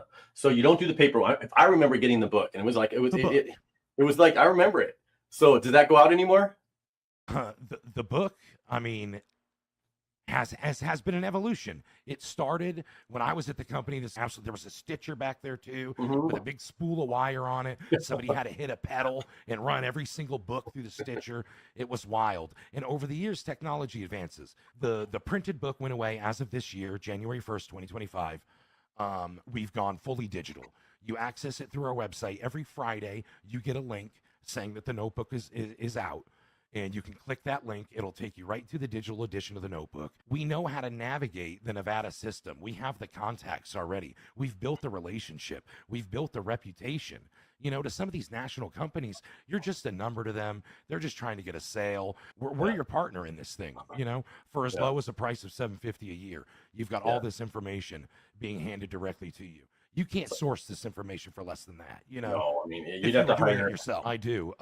Central Valley Systems Consultants is one that comes to mind immediately. Is a local air balancing contractor, and they started coming into our office, honestly working for other companies, and ended up starting their own business, using the notebook as their basis of operation. Coming in every morning, using our services, using the Wi-Fi, drinking some coffee, right? Are you talking about coming into using the notebook? Or just doing this type of projects, and doing these bids and bidding these projects? Is there any like red flags you should look for or things that you can think of? I would say what I run into a lot with new businesses is kind of what we touched on with the submitting the bids earlier. Is come in knowing that there's a lot of legwork in construction. Don't go and see this project. It's like, oh, that looks amazing, but you're not tracking the information we gave you, where it's like the bid limit is this, or Yeah, if you ask a lot, any GC I bid something to, because I redline everything. But on the contract part, it's nonetheless, I think when they're bidding the stuff, you don't take the time to actually fully read it all and go through and search for stuff, and then you might miss dumpster gates, or you might miss sometimes the fencing's in the landscape section. Comfortably review it, right, and understand it. Don't bid it. I don't care if it bids today at noon. Don't throw a number at it, because you're going to get in trouble eventually doing it. They've got proof that you've looked at it and you've reviewed it, right? So you're going to have a hard time justifying why you don't understand what you were bidding, and you can end up losing your license and things. At the end of the day, I was just going to say that you're going to be the one that's on the hook, right? Yeah. Start your free trial right now. You'll be dealing with me. I'll get you taken care of. We'll get you set up. We'll get you searching fencing, and we'll get you ready to go. Completely agree. I have another question for you, Lisa. Do you follow High Point companies on social media? I know I follow Michaela. I mean, Okay. enough. I I think so. So I'm transitioning into post types, right? So recently, High Point companies, Michaela did this really awesome post. It looked like a child had drawn out a dump truck or a cement truck, and Yeah. Okay. Yeah. Mhm. yes, I Yes, I love was that following them. post. So like, what's so great about it is, like, they'll take pictures of this beautiful work they're doing, the scenic background, talk about all the technical points, and then in the next post, like, really connect with real human beings. And did your son actually draw that? So my daughter did. Yeah, she's 6. And I was like, this is what I need. And she's like, okay. And they're so artistic at this age. But I found that just in the short year I've been doing like marketing, social media, that people love connecting with real people, like you said, Susan. They want to see the face behind the company. They want to see you out in the community. So that's why with High Point, we always go to like events and parades, and it's just so easy to post it and tag, so people around you also see that post and see what you do. So she was stoked, I guess, bottom line, to do that for us. I love it. It was So- so great. on those same lines, because I did comment on that, I was like, this is fantastic. But just to prove how strong, and this goes back to the personal branding from last week too, obviously I'm posting on the AutoGate page, and then I share from my page, or sometimes if I'm at shows, it'll be posting from my page and then it gets shared on the AutoGate page. And you can track and see how many impressions you're getting, how many people are liking things, how many people click your call to action, which is super important. And I got to tell you, I posted almost as a joke the other day, because I was laughing at myself, of me laying on the ground taking pictures of gates. Over 6,000 impressions, which for something to go viral, that may not seem like a lot, but for what I'm doing and for what AutoGate's doing, I just kept looking at that number grow and grow and grow and grow. And I'm like, this is literally a picture of me laying on the ground. Like, you can see the gate In a parking and lot. you can barely see me in the parking lot. But I was just laughing at myself, because I'm like, I look like I'm rolling around on the ground with my coffee sitting next to me taking pictures. And that post did so much better than like any other post that I've ever put on there. So Michaela, it's like you said, people in the community, people in the industry, they love those things. They love to see the human side of the business. And those posts, it may not seem like, oh, we're going to get leads from this, but I could see there were 8 or 9 people that clicked the visit my website button, because it says clicked your custom button. So I know that people went to the website for AutoGate because I posted something stupid. Like, it was just Seriously, my Friday funnies that I used to do back in the day, where people would send me gate fills from other people. Like, people are like, I wish you tell me about those Friday funnies. Are you going to come back out with the Friday funnies? And I'm like, I'm not as connected in that world anymore, so it's not super relevant.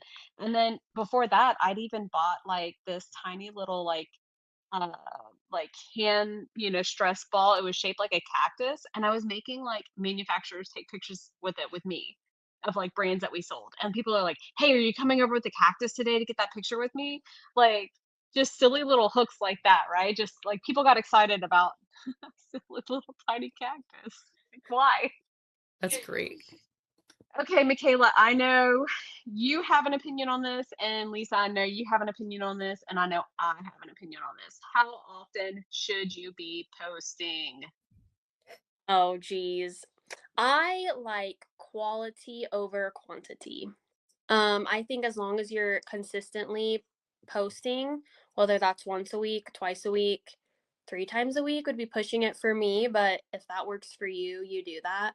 But I think the quality speaks volumes over the quantity. I don't want to be scrolling my Facebook page, right?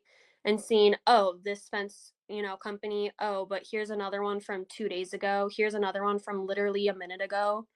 Like it gets old. So I would say twice a week is good. On every single platform, the exact same thing? No, not the same thing.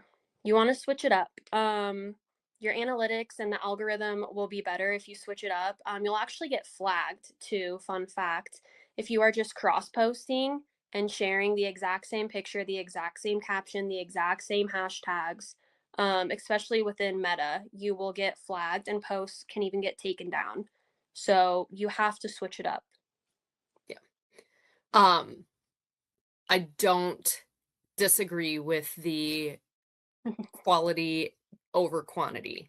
There are times where I do post the same thing on multiple platforms, but I either oh, I don't need that pop-up. I either am, waiting a day, like I'll post on one platform and then do it the next day. Sometimes I need to get something up and I will post it at the same time. But generally speaking, I'm not direct copying from one to the other. It goes back to your audience too. It's a different audience. So the way that you phrase something on one platform might not be the way that you phrase it on a different platform, and it shouldn't be straight copied anyway. But do at least, if you are going to take a post and post it, on multiple platforms, at least switch up the caption with it. Okay. So I'm going to kind of go a little bit further down since we got a little bit behind today. And you have mentioned a couple of times the call to action, right? Like we all know that means like to make somebody do something, right? But like, how do you make that happen in a social media post, especially just like a still photo?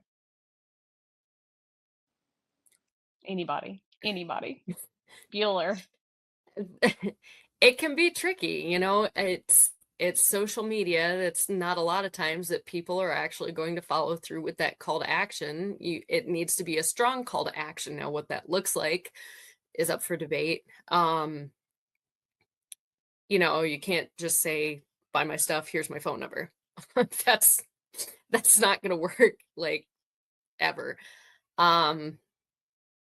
You can say comment on the post or something that is attention grabbing.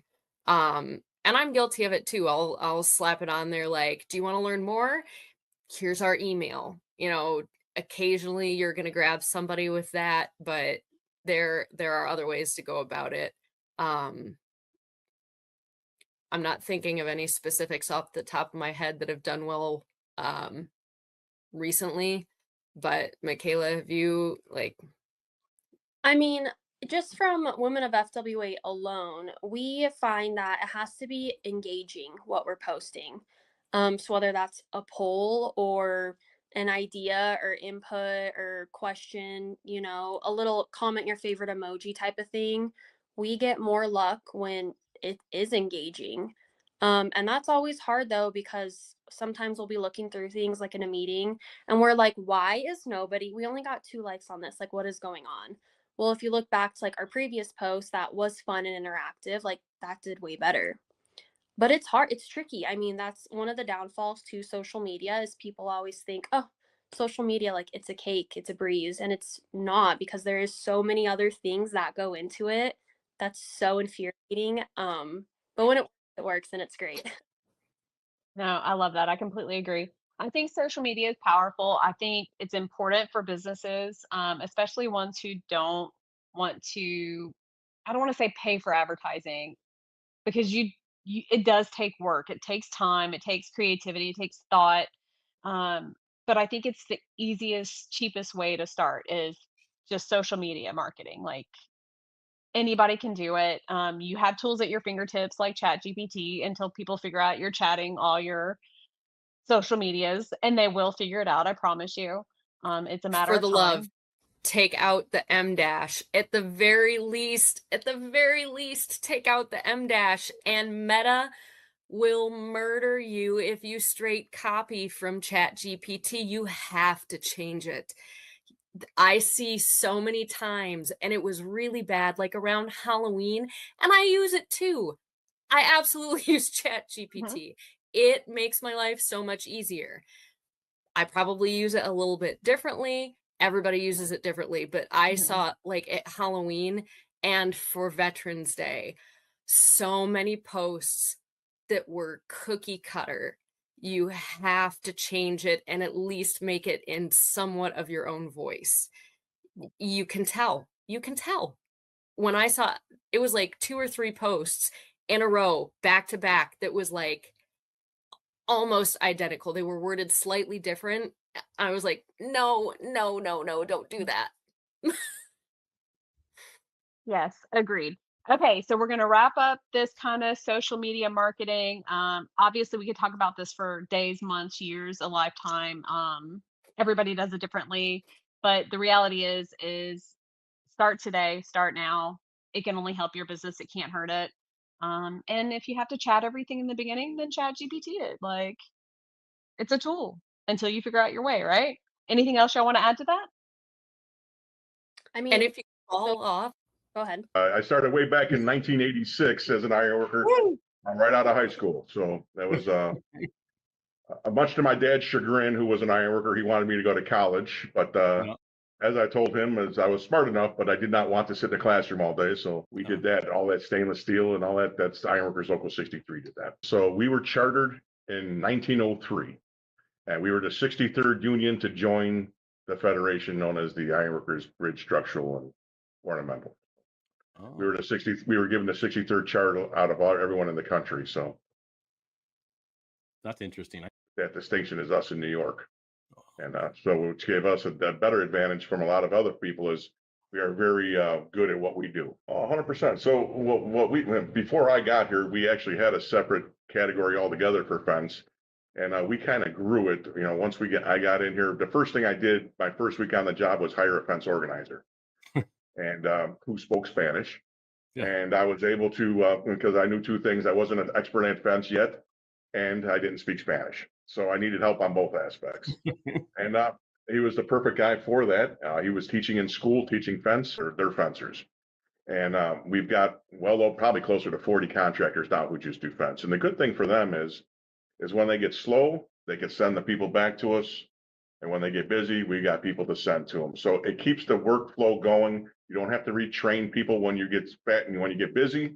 We've got the people for you. When you're slow, we'll take the people from you and move them to someone else. And it makes it easier to run a company. Yeah. And with us is, not only do we take care of that problem for you, you also take care of their health care and their pension and everything else. So you don't have to worry about the 401k, the health care, or any of those other things. And when you need a kid, excuse me, we have that. I can get you a young person. You're doing a federal job. You need someone with a certain zip code. I can get that for you. I can find it, I can get it, and I can make sure you have it. Because if you ain't making money, I'm not making money. And I like to make money. And that's how I look at all this is I'm a CEO of a multi-million-dollar business, and my partners, the contractors, need to make money in order for me to make money. Yeah. And when we negotiated our last fence contract, which was 3 months ago, we did it in 2 hours, and we did a 5-year deal because of the relationship that we have. Right.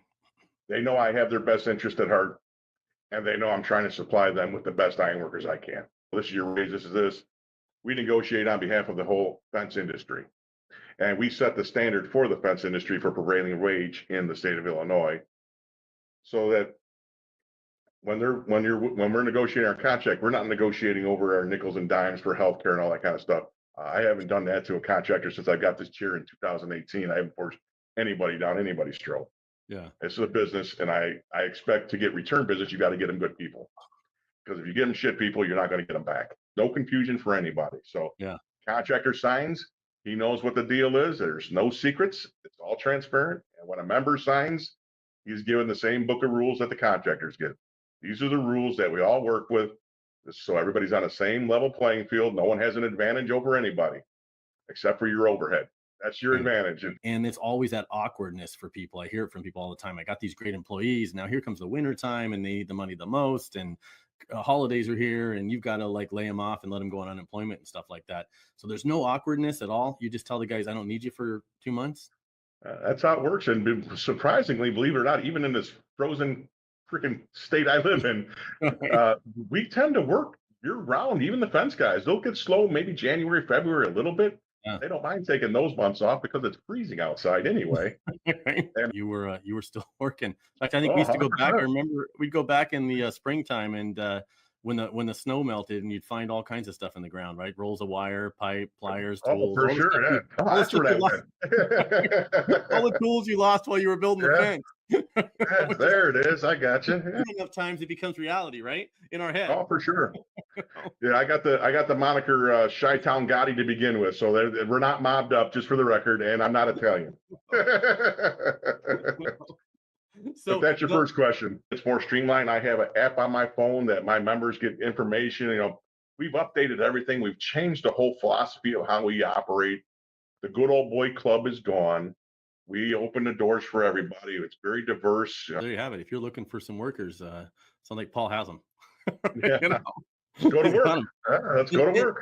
And I think you're right, because you were saying that the new generation, obviously they want to work, and I think the difference is they're craving the education and the training now, and it's different than when I was building fence. I mean back when you couldn't have told us to go do a training class. Like, I've been building fence long. I know how to set posts. I know how to dig holes. I'm not doing anything. But now they want to learn, and they want the skills. They want the OSHA cards. They want when they're here, they want to be here. They want to learn, and they want to be the best they can be.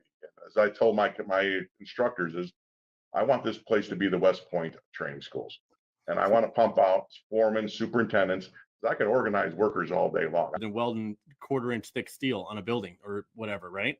So there's a lot of things you have to get over, and we've learned that here. Along with the curtain wall, you got iron workers with their spud wrenches on, want to go bang and weld. Well, when you're touching glass, you can't do that. You got to be more precise, more careful. It's a different mindset. So with that different mindset, you had to learn to do different things. And the same thing with the fence. It's a different mindset, and they also have to adjust their wages. The market dictates everything, as you know, as a business owner. The market will tell you what everything's worth. Yeah. And it's really easy to see. If you're at your eyes open, you can see how the market plays and what plays and what doesn't play. But unfortunately for everybody, for this kind of money, I'd shovel shit all day long. I wouldn't care. Not me too. I want to make some money. And if you're going to want to make the money, you got to do the work that goes with it. You can't just pick and choose what you want to do. It doesn't work that way. So as far as union dues go, our members only pay $32.50 a month for union dues. It's what is that? 3 Starbucks coffees. Yeah. So we can get into that one down the road. But as far as the dues go, the dues are what they are. They're $32.50 a month, and that's just like I said. That goes to the international, and then the assessment is what that is, and that covers everything to make sure that you have everything you need for your lives. I take care of your health care. I take care of your pension. I take care of your training. All that stuff costs. And then you guys send me to do some training? You pay $0 to join. $0 to join. Okay. And then how does the training start? Am I able to just start going and working, or is there a certain amount of training that has to happen before I'm allowed to go actually work? Which ones do you want to go through the apprenticeship? And you and I would work that out together. Okay. And however you felt, whichever were your lead dogs, you want to take care of them. Whichever ones were the lessers, I'd break the bad news to them that you're going into the apprenticeship program, champ. Sorry, you need some help. And then we could slot them into different years too. If they're really green, we put them in the first year. If they got some experience, we could put them in the second year. And if they're a little bit better, we can put them in the third year. It's posted everywhere. It is not hidden. We are the most watched organization there is in this country, is the unions. So everything I do, and say you can even look up what I make. Everything is out there that is out there. There's nothing that isn't transparent. that you can't see and that you, if you wanted to look for it, Yeah. Yeah. to make it user friendly and to be a partner with them. Yeah. And my first speech to the members when I took over in October of 2018 was, we are not going to run it the way it used to be. I am the CEO of a business and we're going to run it like a business. I had people putting together resumes. I had people doing all kinds of things. What the hell am I doing a resume for? I go, wouldn't you want someone to know what you're capable of? Isn't that a great thing? Brag about it. You should. You ran these jobs. You did this. I think a contractor would love to see that. See how ambitious you are and what you want to do with yourself. I can help make you money. You want to know how? Let's have a conversation.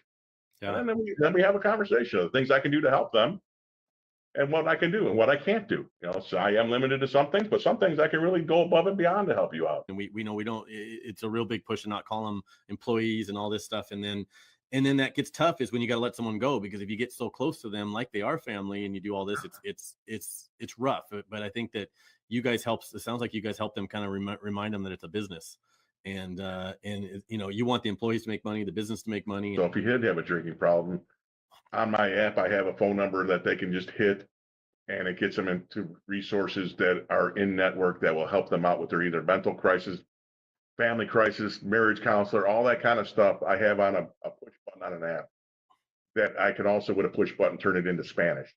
So we're able to help our members and help the contractors in the same route as I'm getting these people the mental health. I'm taking care of them. There's a big push in our industry to validate the fencing industry. It's not a handyman trade by any means. No. And you know, sometimes hardest working people in the business. I'm going to be honest with you. They're hard. They work harder than our building guys. They're tired when they leave here. You know, Oh, those French guys bust their ass. No, they work. They work.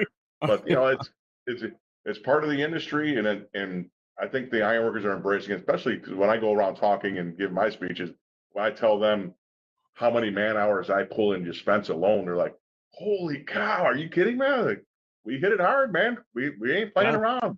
I want it all. I want all the fence. Yeah. I want everybody to be a part of it. I want everybody to win, and everybody wins when everybody's a part of it." So yeah, oh yeah, he was anti-union as they get too, and he goes, "You got 3 minutes." I said, "That's all us." And he looked out at his watch. He goes, "You got me." Yeah, I just want to say, you know, try to have an open mind when you think about us moving forward.